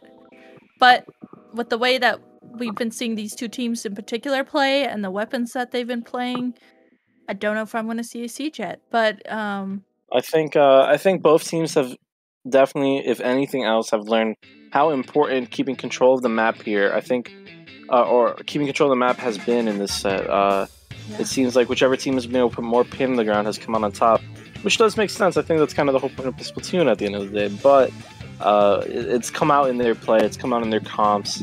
So we might see something. We might not see that GG Ray this time, as we're going to be getting started. Game 7 here, testing rounds 11. Again, similar comp from Fridays. And is that a Firefin or a Ray? Let's see it. It's a Ray this time. It's a Ray this time.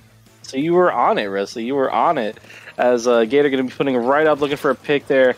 And gets it. So we'll see what that means. 2 early picks for a whole lot of pounds here, as they're going to go right for that Rainmaker and try to put pressure on.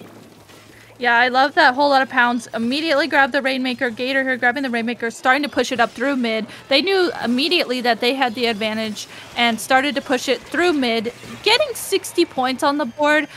Though do get called out with this Booyah Bomb from Max. I love the defense that Fridays had here. Immediately able to stop this Rainmaker as they noticed it was pushing into mid. Yeah, and I love that Booyah Bomb, by the way, as well, from Max. They noticed that the Rainmaker was trying to go and try to get some picks with it, you know, kind of standing still a bit, not pushing the pace. Hey, throw that Booyah Bomb, stop that push entirely if they're not going to try to run it. As we see Fridays trying to run it themselves up on this left side. Max trying to fend off players from both angles, all sides of the map right now. That splash jump not going to do much, but it's just Max alone here with his wall, and he's going to be done as well. So again, another big response here from a whole lot of pounds. Yeah, a whole lot of pounds is just playing this very fast, very smart. Even Gator here, the splatter scope, the charger pushing up, acting very aggressively here, adding so much pressure. And Stock, we see Stock grab to the Rainmaker, and actually instead of pushing it through mid where Rico was there, Stock gonna go ahead and move the Rainmaker on the left side here and get in a position to safely push the Rainmaker. I'm sure they're, you know, maybe waiting for some specials, waiting for picks. And guess what? That's a complete wipe on Fridays as Stock is pushing the Rainmaker up to dunk it. All right, if there was any way I thought the set was going to end, I don't think it was going to be in a 2-minute knockout. I don't know about you. No, but I wasn't expecting that either. Wow. So just some great team pushes from whole lot of pounds there, and we saw a lot of waiting around with the Rainmaker, waiting for that perfect moment to push. They found it. The patience paid off this time with some great plays from the rest of the teammates, and that's gonna be a whole lot of pounds. They came back from a 0-2 deficit early on to even it up, went down 3-2, and then came back with 2 more wins in a row to take the set and to take testing rounds 11. Yes, GG's to all the teams in the tournament today. GG's to a whole lot of pounds. GG's to Fridays. I mean, you know, when you think of a grand final set, I think this was one of the exactly what you're looking for. Game 7, you know, very close matches. I mean, that was great to watch. Yeah, and I just love that. Honestly, everything I saw on display from both of those teams there. Just aggressive gameplay from both sides. It was so fast-paced and so fun to watch, honestly. Like, just some of the things that I love most about the Splatoon series. And some individual performances that really amazed us. And it seemed to be even somebody new every game doing something amazing, whether it was Madness or Joel or Gator. So many pop-ups, and it was a pleasure, Rissa. It was wonderful.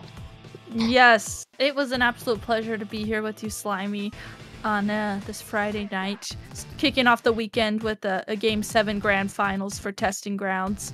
I mean, what a great way to start the weekend out. That's true. Wow, it's Friday. Happy Friday, guys. Happy Friday! Friday, Saturday, it's a time. It's late. It's been a tournament.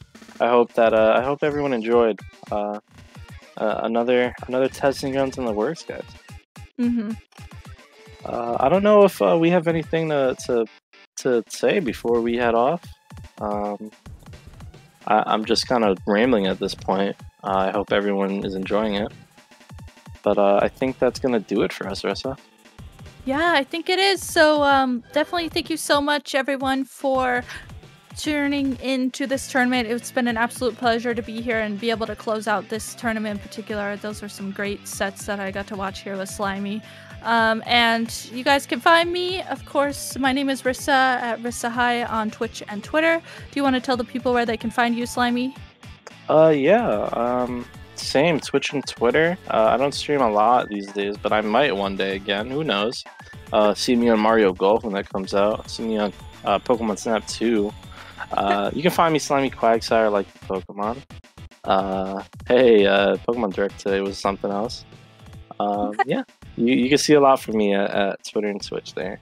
And yeah, check out Rissa too, because Rissa has been putting in all the work, both commentary, gameplay, everything that you can want. So it's been cool. Oh, and IPL too. Make sure to keep up with them. These tournaments have been really cool. Yes, they've been so awesome every week. All right, so that's about it from us, guys. Thank you so much for turning into the stream, the tournament, being a part of it with us. You guys have a good night and have a good rest of your weekend. Bye, you guys. Bye.